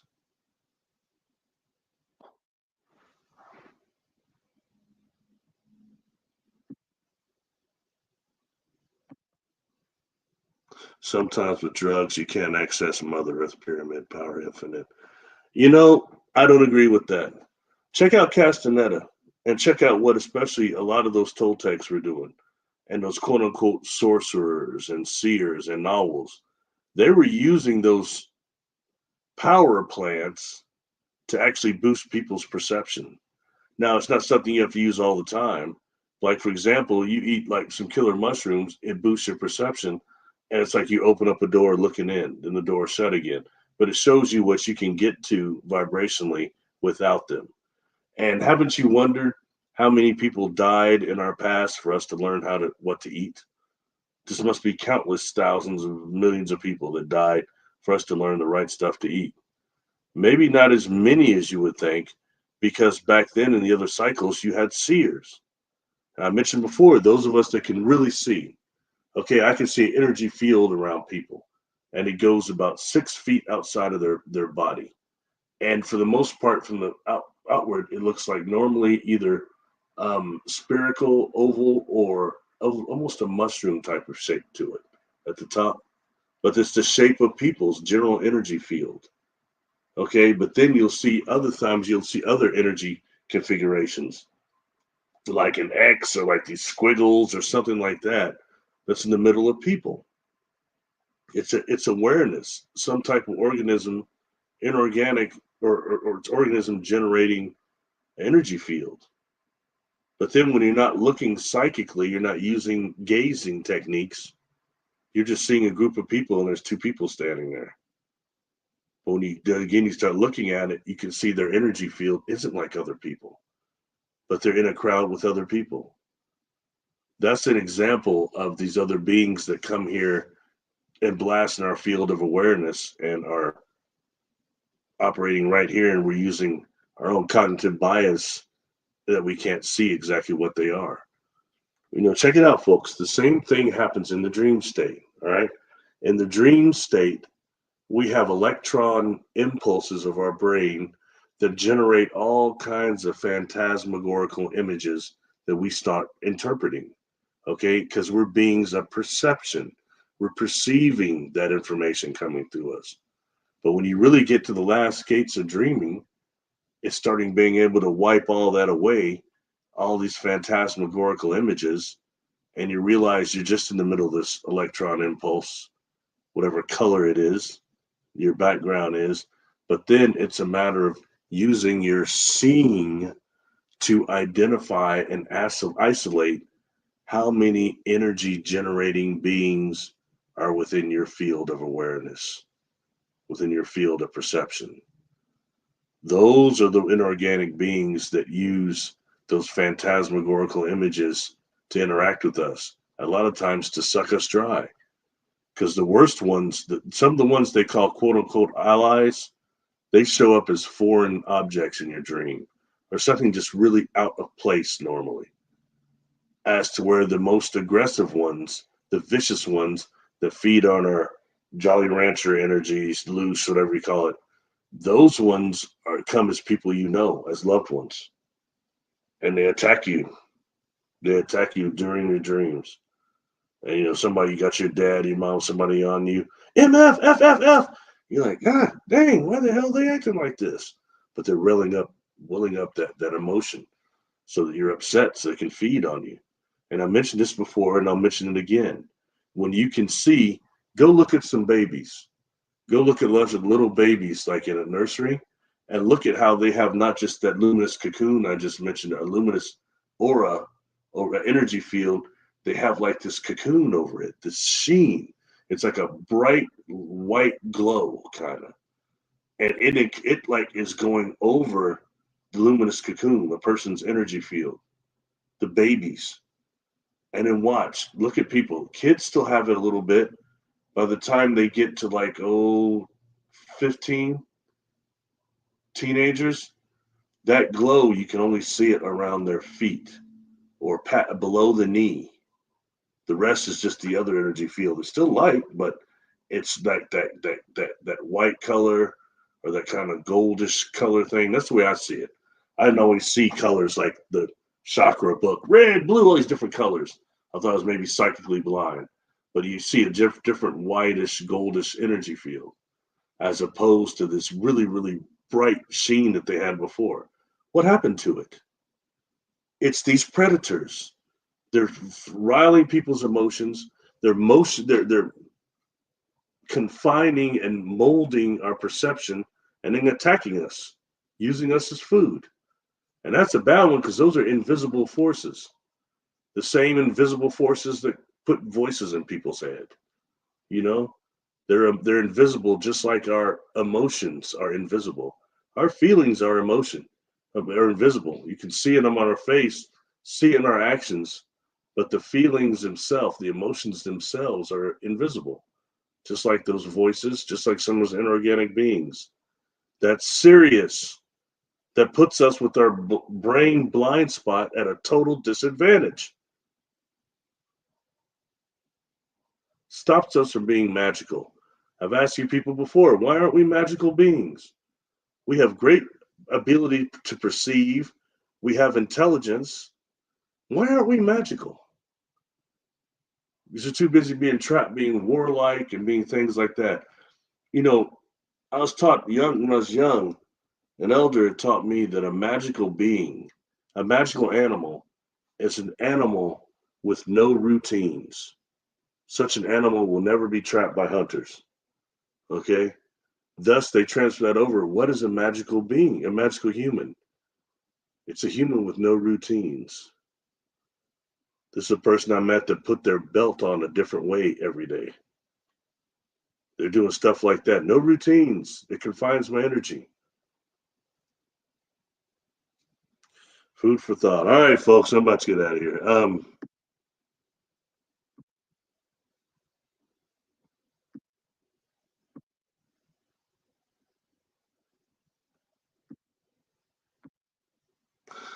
Just heads up again. You got a lot of contactees that are not Rh negative blood or or not O negative or O negative.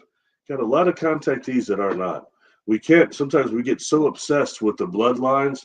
Like everybody thinks, oh, it's just the bloodline, it's the bloodline, the bloodline. But in reality, a lot of contactees, like I said, half don't even know what their bloodline is.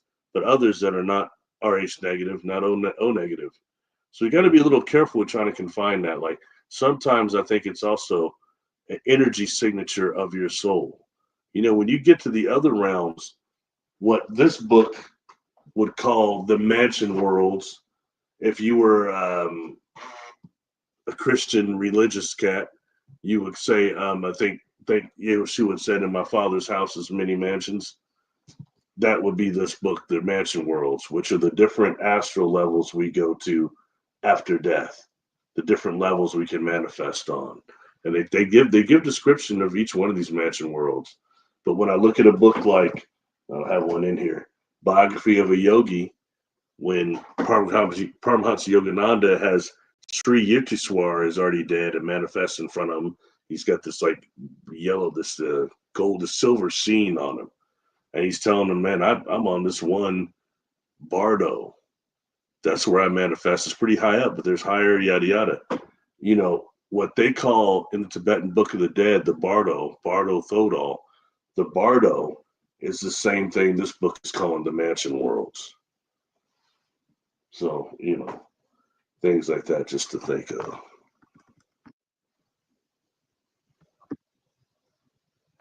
Waste and trade toilet paper. Hope there's none of the virus. The toilet paper will be gone. Just like that. It was an odd deal. The virus comes, everybody go get the toilet paper. What the, and the deodorant. What the hell, man? That was a horrible time. Barry, would that be the same type of warp portals like in Babylon 5? What's up, Ace Ben on 007? Sorry, man, it was a minute ago. I'm not sure what you're talking about. What I was referring to at that time. But you know, when dealing with the warping of space, though, you know, you've got that warping space that is beyond light speed, faster than light speed warp. Okay, then you've got also that warp that can happen through the Makos, through the black holes, and actually bringing, like Akibari Drive, bringing the space to you, wrapping it around the ship like a bubble, and then going on forward. So that there, and you've got another type of portals too that I mentioned, I think yesterday on Jessica's show, of the magnetic fields of the Earth and the Sun, where they come together, creates these portals too. These portals that can be accessed every couple of minutes. They open for like a minute or two before they shut. Those are called diffusion axonal regions. Axonal diffusion regions. I'm sorry.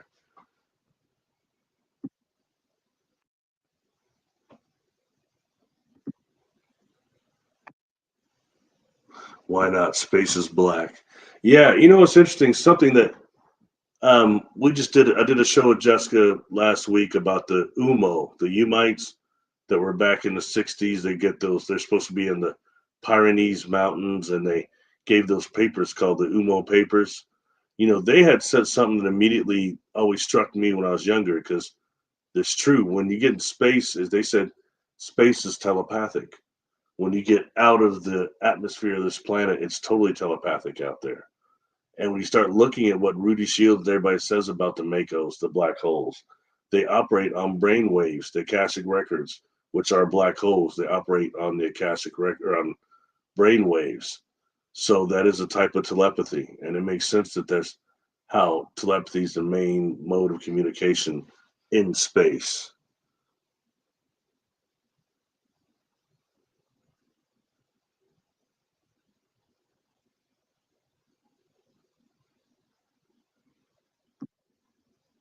We could use a Dr. King of melanated dominated ETs, Steve Wolf. Steve, please go to my channel here and go to the extraterrestrial and interdimensional beings, or you can go to the black science. It'll be on both of those. It's called the Black Reptilian, and that was a regression I did with somebody that's the last thing I expected. I've done many, repeated client, done many regressions with them, and they have had probably 7, 8, 9 Earth lifetimes, and each one of them they are a warrior, always a warrior. And it's a trip because usually they're men in most of their lives, warriors, and this time they're a woman, but they're normally like a man. But one of these lifetimes, they were, and I can't remember if they're female or male, that one, but they talked about this was like, and before I've talked about this place of translation and reconfiguration in between deaths, or in between life and death, or before you reincarnate. And they're at this place of translation and reconfiguration, and they're saying that they want to go to a planet that is, or this time they're going to incarnate on Earth, but they need a lifetime. They called it a lifetime of respite. There was one lifetime of not being a warrior. And this individual had been on many of these lifetimes, the way they died, murdered during war, they incarnated this lifetime here and there with that trauma stored in their body. Okay, and it's weird. So not just do we get the trauma that genetically is passed to us through our ancestors, through the genetics, we also get that passes through our incarnations, and it gets locked into our current body. Okay, and I mean that just is what it is. I'm not just making that up. I'd tell you something else, but that just is what it is. But anyway, this lifetime of respite, I've talked about this before. They describe being in a type of a smaller pyramid that is so many, like, away from Egypt, outside of Egypt, but in that area, and it's over a ley line. And this is a smaller pyramid that they're describing having basically Vanta black on it, so it's somewhat invisible and it's hidden, but it's helping to keep the ley lines and the the vibration of the planet aligned. And inside, they're talking like they're kind of, only word I can use is, and it's seen. It's seen, right? ESSENE. They're describing like that, and their life being like that. And then they start describing like the people in there. There's people of different races in this place, different cultures and races. But then they start describing these extraterrestrials that are walking around in twos. Not many, but just every now and again. And I'm like, hey, what do they look like? You know, they describe a type of taller grays. They described, gotta say it, they described some tall whites. Sorry, I just hear so much about that. I can't get a little bird up. But then, you know, and I said, well, you know, is there any other type of extraterrestrials there besides those two? And they start saying, yeah, there's the one this is all about.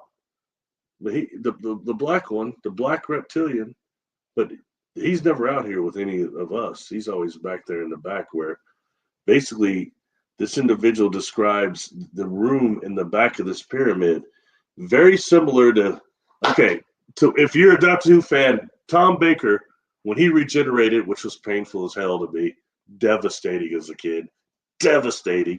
He turned into the guy from big and all creatures big and small. He turned into that guy, but he had to go to a room in the TARDIS. They put him in a room called the Zero Room, because it's a part of the TARDIS that had 0 free radicals and 0 of everything. So 0, and they might have make it a 0 cabinet.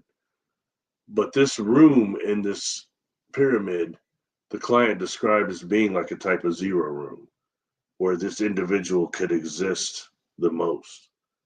Because on their planet, which was outside of this galaxy, kind of outside of our, I think, out of our space-time continuum to a degree, but they describe this individual being like, quote unquote, a type of a Jesus or something for that planet, a Messiah, in terms that this individual's ability to focus thought was at creator level. And whenever they focused their thought, like if it was something negative, they hated evil and negativity. They were against darkness. And they would focus, if they focus on, let's say, an evil civilization, they could destroy it. And then the client starts telling me, as long as they're on this planet, though, it's keeping all these other negative factions, extraterrestrial factions, from coming here. They won't come here as long as he's here. I ask why. Well, because he might detect them coming, and he sees they're evil, he might start thinking about them and destroy them. And, you know, and then the client started saying how they destroyed civilizations that were bad by thinking about them. And I'm sitting up here just tripping, okay? Because this client isn't they're not one of the extraterrestrial space people, all right? it took me to. I'm sorry if I've talked about this before, but it's just important, I guess. There's an episode of Star Trek: The Next Generation called "The Survivors," where there's this old man that used to be in all the riflemen's, and he's always in all this stuff, and this old lady that are on one single acre of land on this planet that's been decimated by these creatures, these space creatures called the Wushak, I think, Usnak. And Picard can't figure out why this old man and his wife are still here. You know, they're down there doing waltzes and everything just seems to be fine. And then they have a warship that shows up and tries to chase the Enterprise off. And it's got armors and firepower and armor on it that's way beyond the Enterprise. And Picard like goes back, and the old man's surprised. He's like, man, you didn't think he was going to see me anymore. Picard was pretty bad, man. He figured out that something's off with this old man, okay? And it turns out this old man is what's called a Dowd, D-O-W-D. And he said, I'm an immortal being from another galaxy that is immersed in false illusion and false illusions. That's what they do. Okay, and said that these beings came to the planet and were firing and were destroying everything, and his wife went to go fight with the colonists, and she died. And he's immortal. She didn't know it though. He said he's traveling. He's pretending to be a human since they met. So then he's looking. He said, well, he goes, and I destroyed the Ushnak. And Picard's like, is that what you wanted to stop us from knowing? Is you destroyed that ship? He looks at him, he looks at him, he goes, man, you don't get it. He goes, I didn't just destroy one Ushnak, 100, 1,000 of that ship. He looks at him, he said, I destroyed them all. All Ushnak everywhere. And they kind of just look at him, because like, go ahead, beam him back down to the planet, go ahead and create your wife again and do your fantasy thing again. And he put a quarantine on the Earth. On that planet, rather. Anyway, point being, sorry, that was a long explanation. But in reality, what this client was telling me sounded so much like that. It was unreal. And trust me, I promise you, this client was not a Star Trek: The Next Generation watcher. I promise you that. Little House on the Prairie, maybe. But not Star Trek. Anyway, so, but that's just food for thought. And I asked, describe this reptilian to me. And describes him as being just a little darker than myself, with this scale that is not typical for a reptilian. Said it's not super, super obvious he's one of a reptilian, but he is. When he takes the hood off, you can see it a little more. But yeah. So anyway, that's just point being. So he was being held. He's being hid out in this pyramid, and he was seeking refuge there, I guess. Anyway, just thought that's worth mentioning, okay? Because it was just really, it was, like I said, I do, no matter how many of those regressions I do, I'm blown away on every single one of them. I was sitting back that time, like, I was just trying to make sure I was keeping with what they're, keeping with the client, and not start spacing out myself, man, because that's pretty incredible, You start dealing with beings that are really higher level that incarnate into different bodies. What are they capable of? What is really it like when an omnipotent, omnipresent being incarnates into a being that's mortal? It's difficult to think of because you and I, we're beings of beginning and endings. Everything we know has a beginning and ending. So that way it's hard to kind of conceptually think of what the creator is. Always was, no beginning, no ending. It makes it difficult because we're beginning and endings. Anyway, sorry.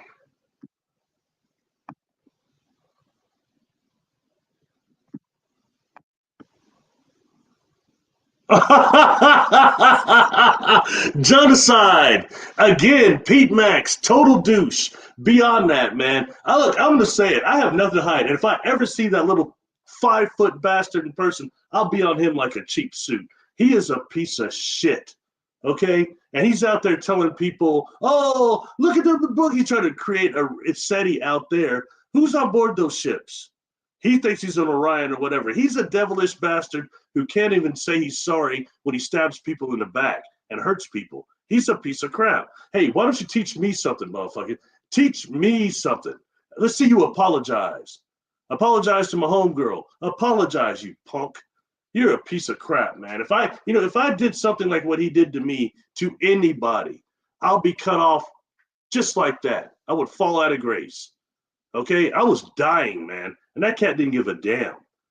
He made it like it was like I should be at fault for that. That is a piece of crap. Don't play the spiritual game with that. Don't be doing the little crystal bowl stuff and acting like psychic abilities minimal, and he's not a medium. Be careful around that person. And I say that to anybody listening to me now, because a lot of people listen to that dude, especially young people that don't know what he's about. There's a reason why I was on his show 20 times. Nobody can see it except for on my platform. Or all these people that did that show he did that was helping people. Where'd that go? You crap on people, then people just disappear. That's a narcissist. And believe me, bring it on. I wish he'd call me or say anything. I'll be all over that cat. He better never meet me in person again. That is a piece of crap, and I will stand against him for the rest of my life. I don't like backstabbers like that. And I had to be in the hospital bed to be taken advantage of like that. You punk, weak punk piece of shit. Anyway, sorry, I'll move on from that. But trust me, I will stand against these people that are crap like that. And these communities are good about having these people that are all love and light. But they're these horrible people whose actions don't support anything they're saying and doing. That is a prime example of that. And there's some affiliated with him that are pieces of crap, going around hurting people. Not just me, a line of doing that. So anyone that promote his information, I'm very suspect of. You're that vibration. Not good. Anyway, let me move on from that. Sorry, Jonas. I just bring that up because I know a lot of people in these communities won't say something when somebody screws them over. They're a piece of crap like that. They won't say nothing. Man, I don't like punk people trying to punk me. I don't know what I appear like on these social media stuff, but I don't like people trying to punk me, and I'll do something about it. You know what I mean? He's just so far away. I wasn't able to do that the way he did it. What a punk. If I had not been in the hospital, he would have never have done something like that. God, smack that motherfucker down. Anyway, all right. Sorry. I just go off. I speak forward about that, and I'm never gonna allow myself to forget that, and I'm not gonna allow him to do that to somebody else. I will tell people, do not trust that individual. I don't care how many UFOs he says he sees, how many little dolls he has by the trash can that look like balloons with sunglasses on. What the hell is that? Are you that desperate for information because you didn't get a high school diploma? Because you never worked a real job? Is that what that is? Never a guru? Be careful, folks. Anyway, sorry, let me move on here. Yeah. Sending light to Bobby Hemmett, another interesting man. Yeah, a lot of things surround, was that him that surrounded, got a lot of trouble surround him, but some good information, I'm done some interaction with a lady by the name of, UFO twins, Charlene Wallace. I've interacted with her a few times now. And her and her sister, they have a book called they're called the UFO twins, and their book is called From the Mothership to the Motherland. And she's a contactee, Black, and she said that she's been to Mars. And that on Mars, there were little grays that are black. They're black people, and grays are like black grays, but they're like dark. And when you start looking up, I think it's Bobby Hemmett. I think Bobby Hemmett is the big-headed scientist, if I'm not mistaken. But Bobby Hemmett talks about a race of melanin-dominant gray-type beings from Tau Ceti. And when he describes them, and I think it's similar to what Charlene Wallace is describing on Mars. And supposedly when looking for reference of these black Martians, there's Marvin the Martian. You look how dark he is, but he's supposed to be from Mars. The Looney Tunes thing, the little stuff like that. I think it's interesting just to investigate stuff like that and pulling all this stuff together, or the Black Pleiadians. And, so that people say there should be no race stuff in the UFO field. Are you kidding me? It's too skewed. We got to bring this together to make a tapestry, every culture that includes Hispanic, Asian. We all got to come together and put the different pieces of this together, because we've got the negative contact, we've got the positive, we've got this narrative that's being done by these dark forces that are working with this dark cabal or whatever, that's targeting people that would be normal contactees, that might be dealing with beings like I have from the higher divine, from the divine field. But we're so entrained with negative encounters, then they're hitting people with energy weapons that turns it into that, just like that. And that's enough to keep this place the prison planet it seems to be.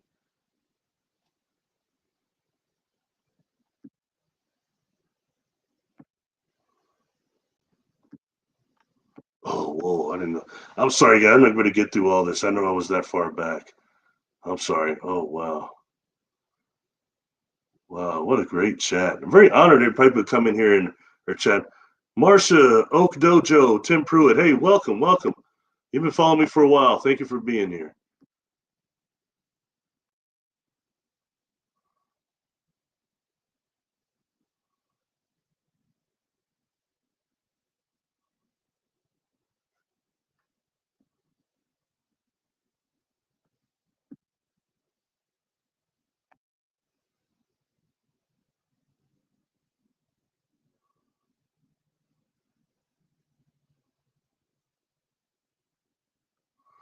Just waking up. You're from Orion. I'm sorry, I don't agree. That's not where the angelics are from. Not in my experience. And I've dealt with a lot of star beings, and none of them are from Orion. The beings I met from Orion are negative, and I get a negative vibe from that area. Peter's from Orion. Look, that says a lot, man. It's just I'm just saying, man. I respect you're from there, but that's not what I'm accustomed to. I don't like that area of space, and I've been all over. I've been through Virgo Galaxy. I've been through Orion. I've been through Andromeda. I come from Abel 2256, at least as a thought form. So it's just certain things we got to be really aware of, and maybe you represent a different faction of Orion. You need to really publicize that a lot. The races there that are not warlike. Who are they? Please promote them even more. Like, I think we need to hear more about what the Vandoma, what they said, what the beings that they're dealing with, the bird beings from there. They supposedly look somewhat ostrich-like, but they had the bald heads. It makes me think of Return of the Bird Tribes, but I'm not sure exactly which ones it would have been. But it's been dealing with the avians that have been here and those type of birds. It's quite interesting. So please enlighten us all, like what the good beings from Orion are, the angelic ones. Who are they? And yeah, I want to hear more about that, because mostly a lot that comes from there is warlike, and most when you see representations of what's happened from the beings on Earth that were there, it's very warlike. So that's just something I keep in mind. Lemonade. Have you spoke to Mary Rodwell recently? No, I have not. I have not spoken or seen Mary since last time I saw her was at Conscious Life Expo. She was sitting right next to me, and I showed up early. So did we. So did she. So we sat there and talked for probably 15, 20 minutes. Then Linda Moulton Howell came in. I'm sitting between Linda Moulton Howell and Mary Rodwell. I'm like, damn, man, what the hell? It's kind of a trip. I just got back from Australia, which was, thanks to Peter, was not a good trip for me. Okay, so that's just something that I was not at the best place there, at least, thinking like I'm not going to do this anymore. Then I come back and I have 2 days. I'm there talking to her and talking to Mary and to Linda. It's pretty cool. Not what I expected at all. So it was neat. But I've not seen her or talked to her recently. Now, I did talk to Ray Hernandez today. He's doing pretty well. He's about to be doing a conference too. Aura, welcome, welcome, welcome. Oh my gosh, you're saying you were late and that was 5:51. Oh, I'm sorry, everybody. I'm never going to get through all this. I didn't know it was that far back. I'm not even to 6 o'clock yet. I'm sorry, everybody. Marsha Okadojo, you need to do another show with Soretta Antaria. Peter's ex-wife, and she's super cool, man. Soretta's really cool. Soretta's a psychic. She's a contactee, and she's really a good person. You know what I mean? Really cool. So yeah, if she ever asked me to be back on, I'd definitely do it. We keep in touch still a little bit. Soul's one of my favorite people. Good people there. Gerardo, I experienced 4 royal white reptilians. I'd like to hear about that, man. That sounds really intense. I could say that, I've had a bunch of experiences, but keep it at 100. I've never encountered reptilians, at least to my knowledge anyway, and to my memory. And I'd like to say that's all right, but so I can't comment what they're like at all. But I know that there are 2 different types of factions. You've got the Saurians, you've got the Draco, and some of the Saurians are reported to not all be negative. Some of them being evolved from the Hadrosaurs.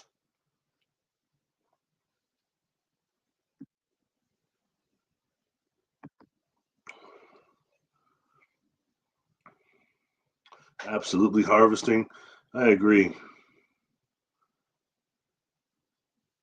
Barry, do you have a PayPal or Cash App? I don't have Cash App. I do have PayPal.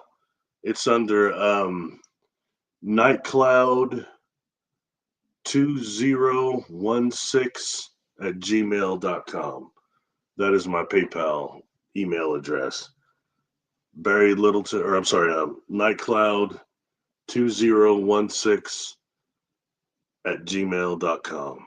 Thanks, Steve. I appreciate that. Gerardo, thank you. Acia Rude. ACA. That must be what Credo was talking about. Thanks, MPW 333. Guess they're cutting that all down in Africa. They're really trying to do away with those.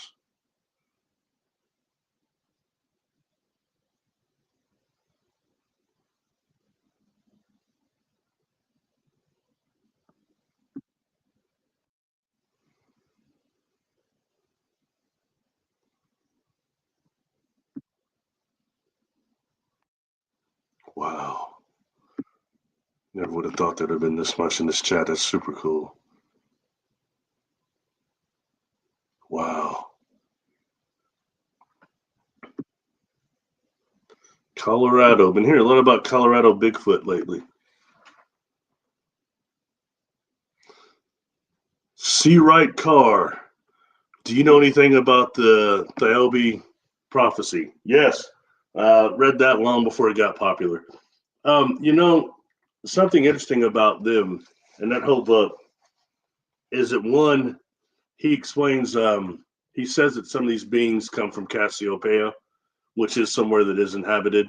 And so in my contact experiences kind of took me towards that area of space. But something else he says that when he talks about the, gosh, I can't remember the name of the beings now, but them being androgynous. On the ship, he thought that they were like just all women. And he asked, are you just a whole civilization of women? And they look at him, there are no women here. He started noticing that some of them are like apple atoms and things that made them androgynous. So I thought that was really, really interesting. And when dealing with some of those beings, like there's the Andromedan women I've heard about also, these warrior women that are melanin dominant, but they are also androgynous. So these great warriors that are only one sex. So that's something about the Thanabi prophecy I thought was kind of interesting, dealing with that in that area of space. Now, I will say there's some things about that book and contact experiences that I remember having problems with, and some other people have criticized a little, but that's neither here nor there. You know what I mean? One would be how long he claimed to be gone and off planet. That's, but I don't know, not for me to judge. But it's a very interesting book because he also talks about melanin-dominant extraterrestrials. Some from being from Centaurus, and Centaurus is a very interesting place. And it's also said that, and I've heard that through Black knowledge, that supposedly the I just did a video about them. Supposedly they're from there also. The sumo-looking brothers. Oh Lord! So I've been out here too long. I started having a problem pulling stuff up right there. Anyway, the one with the helm, the Olmecs. Sorry, the Olmecs. I read before the Olmecs were from constellation Centaurus also, that they're an exoplanet there that they're from. So that's another one another one interesting to deal with. That's a good book that didn't get actually enough notoriety, I don't think, but it's definitely worth reading and ordering off Amazon. Thank you, Jonas-san. I appreciate that. Thanks for coming too. Silicon beings are interesting. I think I remember an episode on Star Trek, The Next Generation, or it could have been Voyager.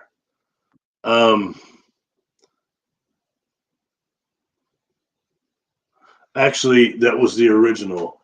On the original, they had an episode where Kirk meets Abraham Lincoln, and at the end, it turns out that the being is like some sort of a lava magna type of creature, and they were making everything illusion. There's another one to the original that dealt with the beings called the Horta, and the Horta were able to actually burrow through tunnels through solid rock, and all of the eggs were like these silicon nodules. So that's one, and the other one would be Doctor Who had represented twice silicon life forms. One was called the Hand of Eldrad. I'm sorry, the Hand of Fear. Eldrad was a silicon being, and the other would be Stones of Blood, which you can see on YouTube right now for free under Doctor Who Classics. But the Stones of Blood had these large stone things on wheels that were called ochre, and they were supposed to be from Tau Ceti, actually. Yeah. Anyway, they lived on hemoglobin.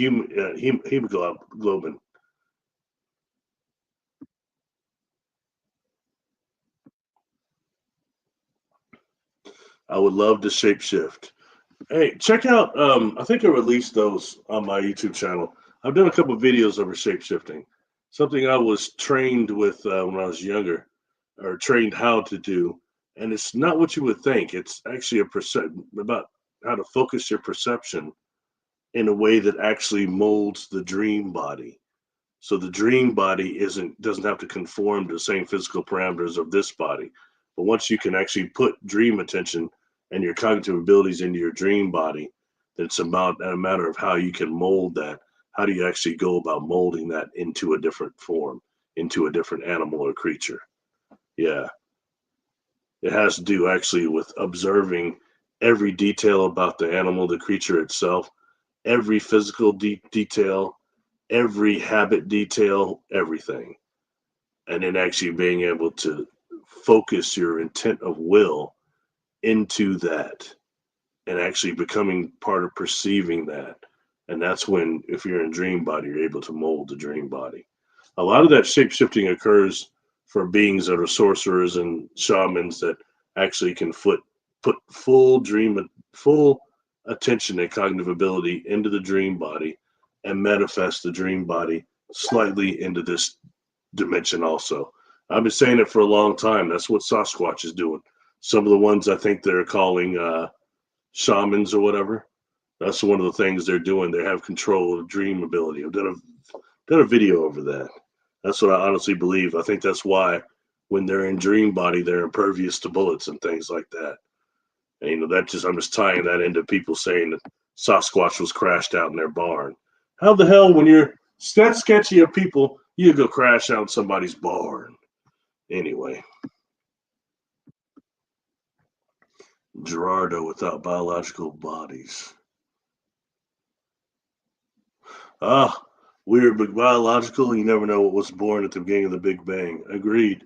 When it came to I'm dealing with this being Yandar is telling me to go 400 million light years out. And that was during this experience here, the acid rain experience. And you see him right there, okay? And he's putting in my mind because I wasn't before he could even say anything. I'm asking, hey, I'm trying to put in my mind, where are you from? But he's answering before. At first, you won't understand. That's what I'm getting in my mind.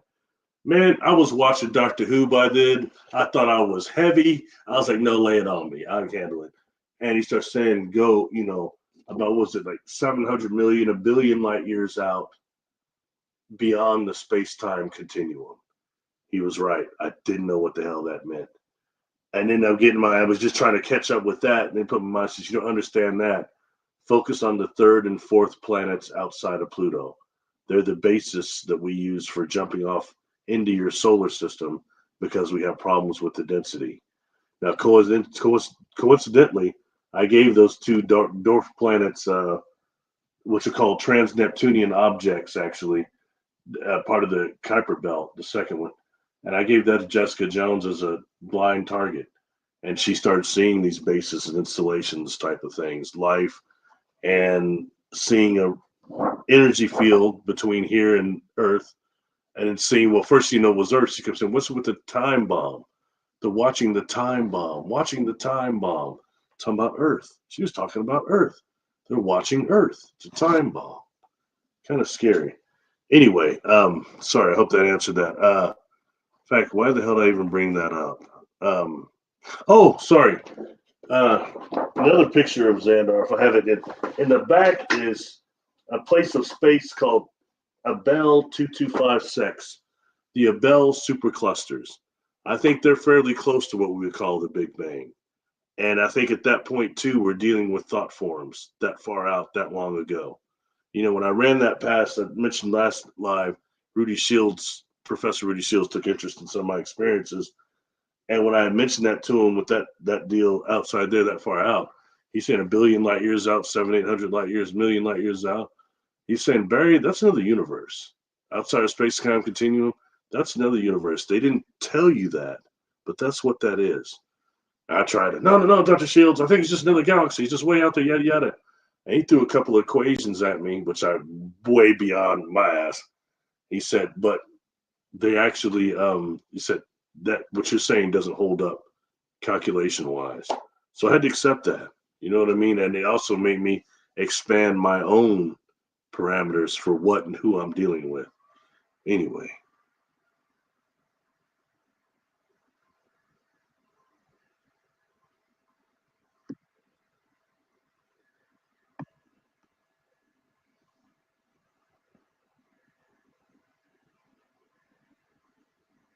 I've only seen rotation mandalas when I was doing a shroom trip. Timbo said that, what's interesting, any of you notice that when you look at some of the orbs, sometimes they have what appear to be mandalas inside of them? Not all the time. Sometimes you might see like creatures because it's a quantum hologram. But a lot of times you see things that look like almost mandalas types in them, little ones and stuff. I've always found that kind of interesting. And maybe it means more than what we think when dealing with natural geometric patterns.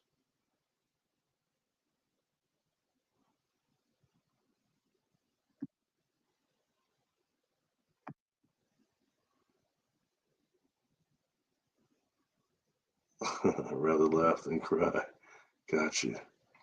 Birth is pain. Yeah, when you come in, it's pain, and we leave, it's normally pain. Honestly, I think that's part of the clause that sucks, to be quite honest. Wow. Life sight equals light. Appreciate you. Thank you, Carrie R.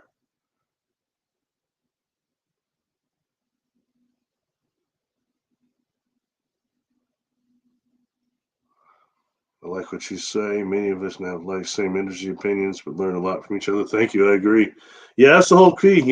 Truth is, I don't know very much, but I'm not stupid. But I don't know that much, and it's a learning process. The more I learn, the more questions I have, and it's always been that way. Right? When you think, oh, got it, really don't be gotten it.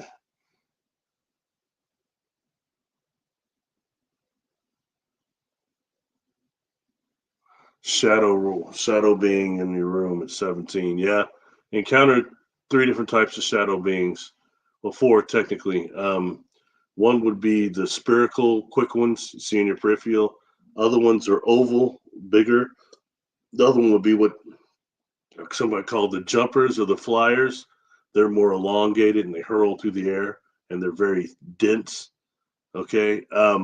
Interesting when Credo talks about some of those beings, the ones that look like they're AI or that slug. he talks about how dense they are. But those jumpers, those flyers are very dense. They come from that dark density or whatever. Um, the other one would be all the ones I've seen, the jumper, and then would be the hat man. Saw the hat man at the end of my street when I was a teenager, walking back and forth down at the end of the street, like between one one light to the other, but it's like real dark in the middle. But I've seen him. Tall cat, looked like he had maybe like a ponytail or something like coming back here, and a really long like trench coat on. And I mean, it was to be honest, it was quite creepy. You know, I mean, didn't do anything to me, but walking around and suddenly looked back and he wasn't there anymore. And it didn't look like some apparition. It looked like a dude walking around over there until he like disappeared or whatever. You know, kind of reminded me of the way they Jeepers Creepers, kind of like that from the distance. Kind of reminded me of that. It's something that was creepy. I never heard of the Hat Man at that point. I was just in high school.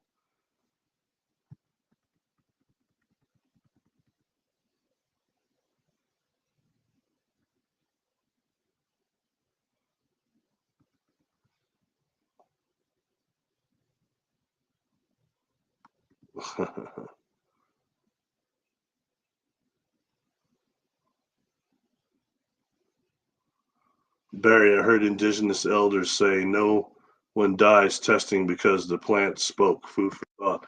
Maybe you didn't hear what I said. No offense. What I said is we wondered how many people had died to know what to eat. It's because when you had elders, true seers, they can see the energy field. Okay, and I mentioned these inorganic beings that in a field of group of people don't have the same energy field as us. Their energy field is completely different. But when you look at them with your normal eyes, you see two people sitting there, transients or whatever they're projecting themselves to be. The same thing goes with plants. Plants have an energy field, and plants that see if some plants that have energy fields that are similar to that of humanity, they knew those were edible. You have others that have energy fields that are completely non-conformative to humanity. They knew those were poisonous, and you have others that have different um, biofield that is completely way beyond human, much more energy. Those are power plants. That's how they figured those three things out, and how so many people didn't have to die for them to learn how to what to eat. That's what I was saying earlier. So, do you have to be in their presence to see the aura? Do you mean the star beings?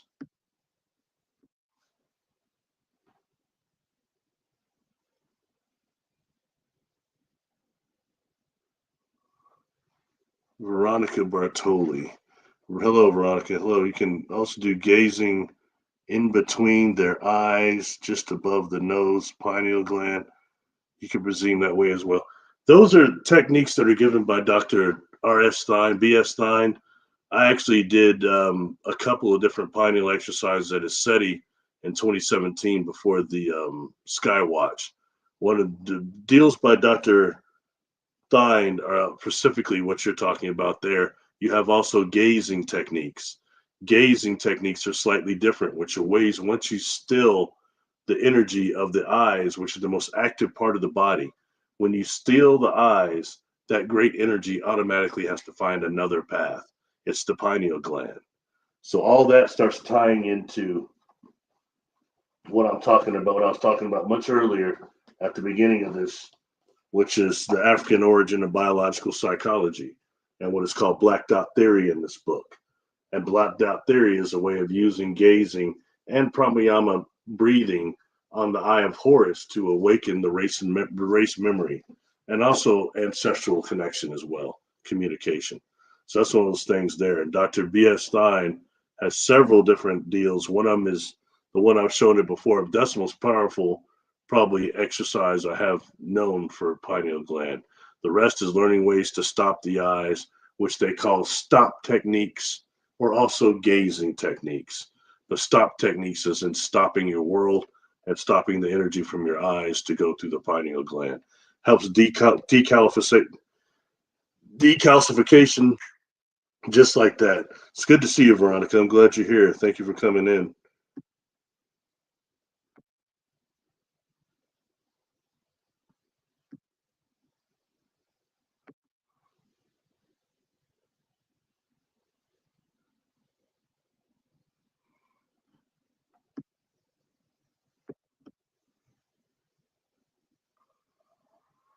Greetings, Miss Germany. Miss Germany 39. Greetings, Barry. Very deep explains. She does say, however, she can't understand why you don't want them around, even if they're close or not. Yeah, you've got some family members like that. Well, I mean, what's sad is sometimes dark forces will use people that we love to attack us. It's the number way to get to your heart chakra. Especially if you know how to shield yourself, they'll do all these different things, mess up your car, mess up your plumbing in your house, do all this stuff to stress distress your shields. And as soon as you get these little cracks, may not be holes, just little cracks, they seep in and go for the heart chakra immediately. And the best way to do that is through people that you know. And if you people you know don't know how to protect themselves or don't even care about this stuff, they're wide open books. Thank you for being here too, Miss Germany. I appreciate it. Cool. Oh, people are talking about dinner. That's where I'm at right now. Dinner time. Veronica, it's also military logging into our bodies sent DEW and nightmares. They test us. You know, right now, you can actually go to, if you go check out the last feed, I did a couple of live, well, the last live I did, negative and positive contact. Check out the links I put up. It's an organization created by Desiree Foley, Dr. John, and also Ben Chasteen. And what they're doing is actually, God, I can't think of the name of it right now. But what they're doing is they actually are doing tests on people. They have extremely sensitive, different multispectrum analysis, technology that they're scanning people and finding out any frequencies that your body is exhibiting that is not natural frequencies, scalar, whatever. Some of them been tied back to like Space Force, some of these weird frequencies, Space Force, different corporations, medical corporations. They can tie some of these frequencies in right now. And that's what I've been saying a lot. People that are really into the SSP thing and making these big claims, it's not for me to doubt anybody's claims, but half of this stuff is not real. It's done by these directed energy whipped weapons, and it's some type of a neuro weaponry that's involving hive mind and putting people into a hive mind to rewrite the narrative, the extraterrestrial, the contact narrative. And if I'm wrong, I'm wrong. Don't think so, because there's too many commonalities when you really study neuroscience and the neurotechnology. And I urge all those people, go get scanned. Prove that you're not emitting one of these frequencies that means this is something they're doing to you. It's not natural. Food for thought, you know what I mean? But right now, I think we got to separate that, these different types of technology, this different type of contact. We have negative contact, we have positive contact, and we have design, like targeted incubation dream technologies that are invading our dream, turning dreams into memories and those memories into reality. That stuff is very real. So, just when it comes to some of that, I think that needs to be kind of separated, because right now, a lot of the community wants fantasy. Fantasy sells, not reality, not science a lot. So I urge people to go get scanned, find out if you're emitting that type of frequency, and also they're helping people too. So I think that's kind of important right now. They're trying to actually get enough of a case. They're going before Congress, trying to get this weaponry stopped.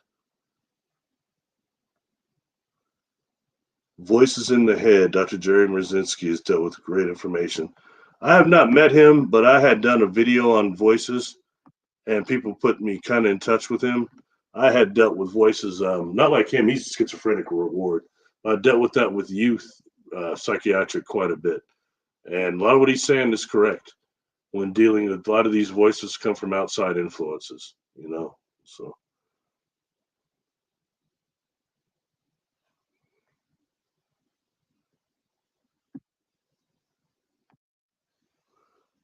All right, I gotta.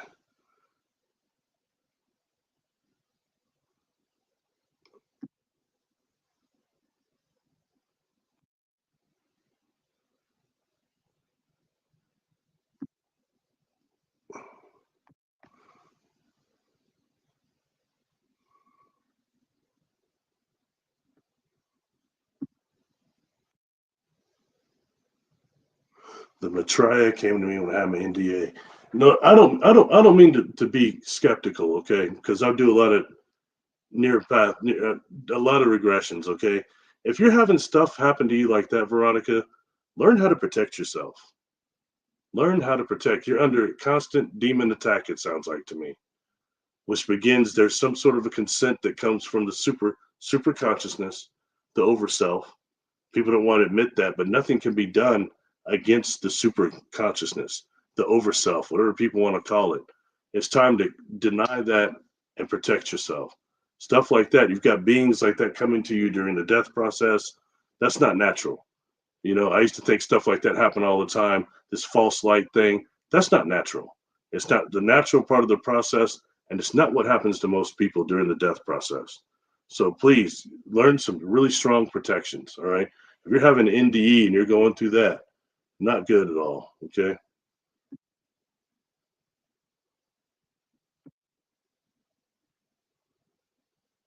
Ace Banon 007. Barry, is that the same as different levels of heaven? If you met the mansion worlds, yes. The Bardo levels, yes. Yes. Different levels of heaven or different levels of higher awareness, you know, and I'm sure there are ones that go the other way down lower too, as described by Sri Yitiswar. Oh, Dune Warp. I've never seen that one.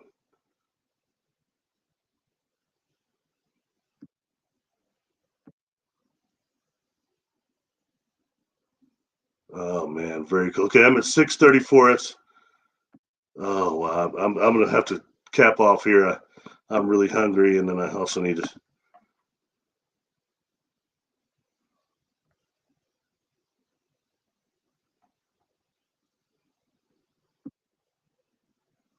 Boy, genius people. Boy, y'all are going hard.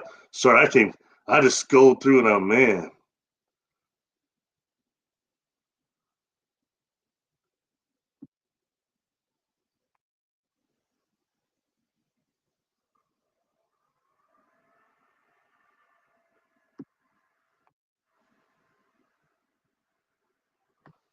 Odo is a shapeshifter. Victor, Odo is a shapeshifter on DS9. Absolutely. I mentioned this before. It's worthy when looking at Odo, checking out the Urfa Man from Göbekli Tepe. And the Urfa Man looks a lot like Odo with these obsidian eyes. And also, he has on a uniform, a shirt V that looks like Council of Troy, which he wore in the Next Generation. And it makes you wonder, Göbekli Tepe goes far back. Are you looking at a counseling shapeshifter? um, again, good food for thought on that. I thought really Odo was a really, really good one. Good adjustment. The Great Link, all that.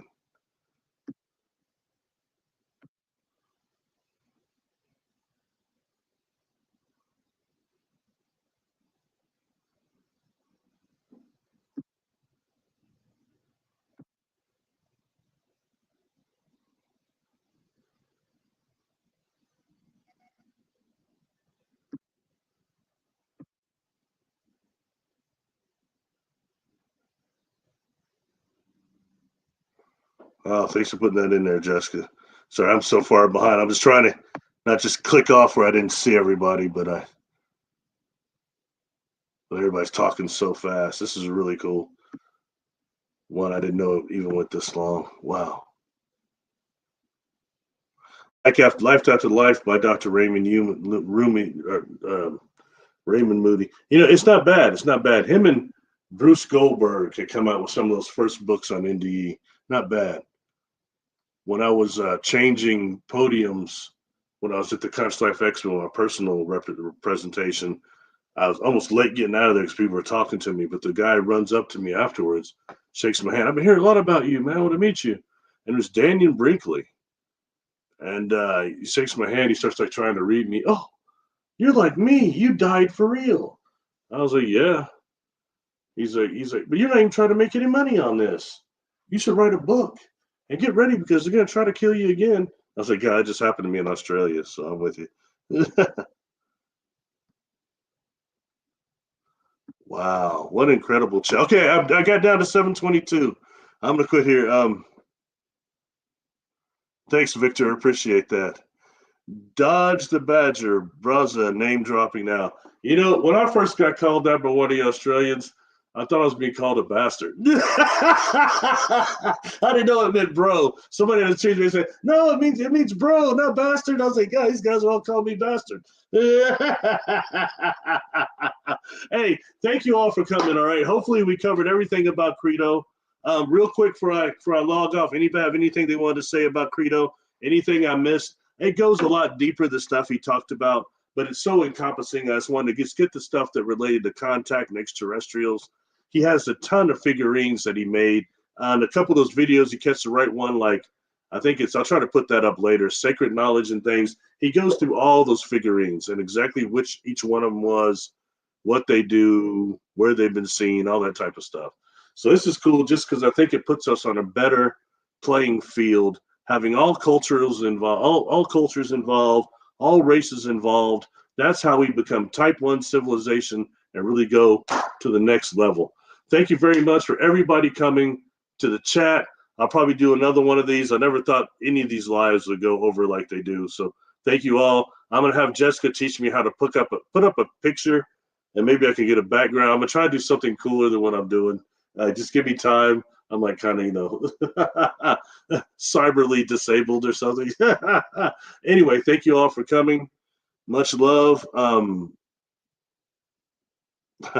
I will see you soon. Thanks, everybody. Much love. Peace.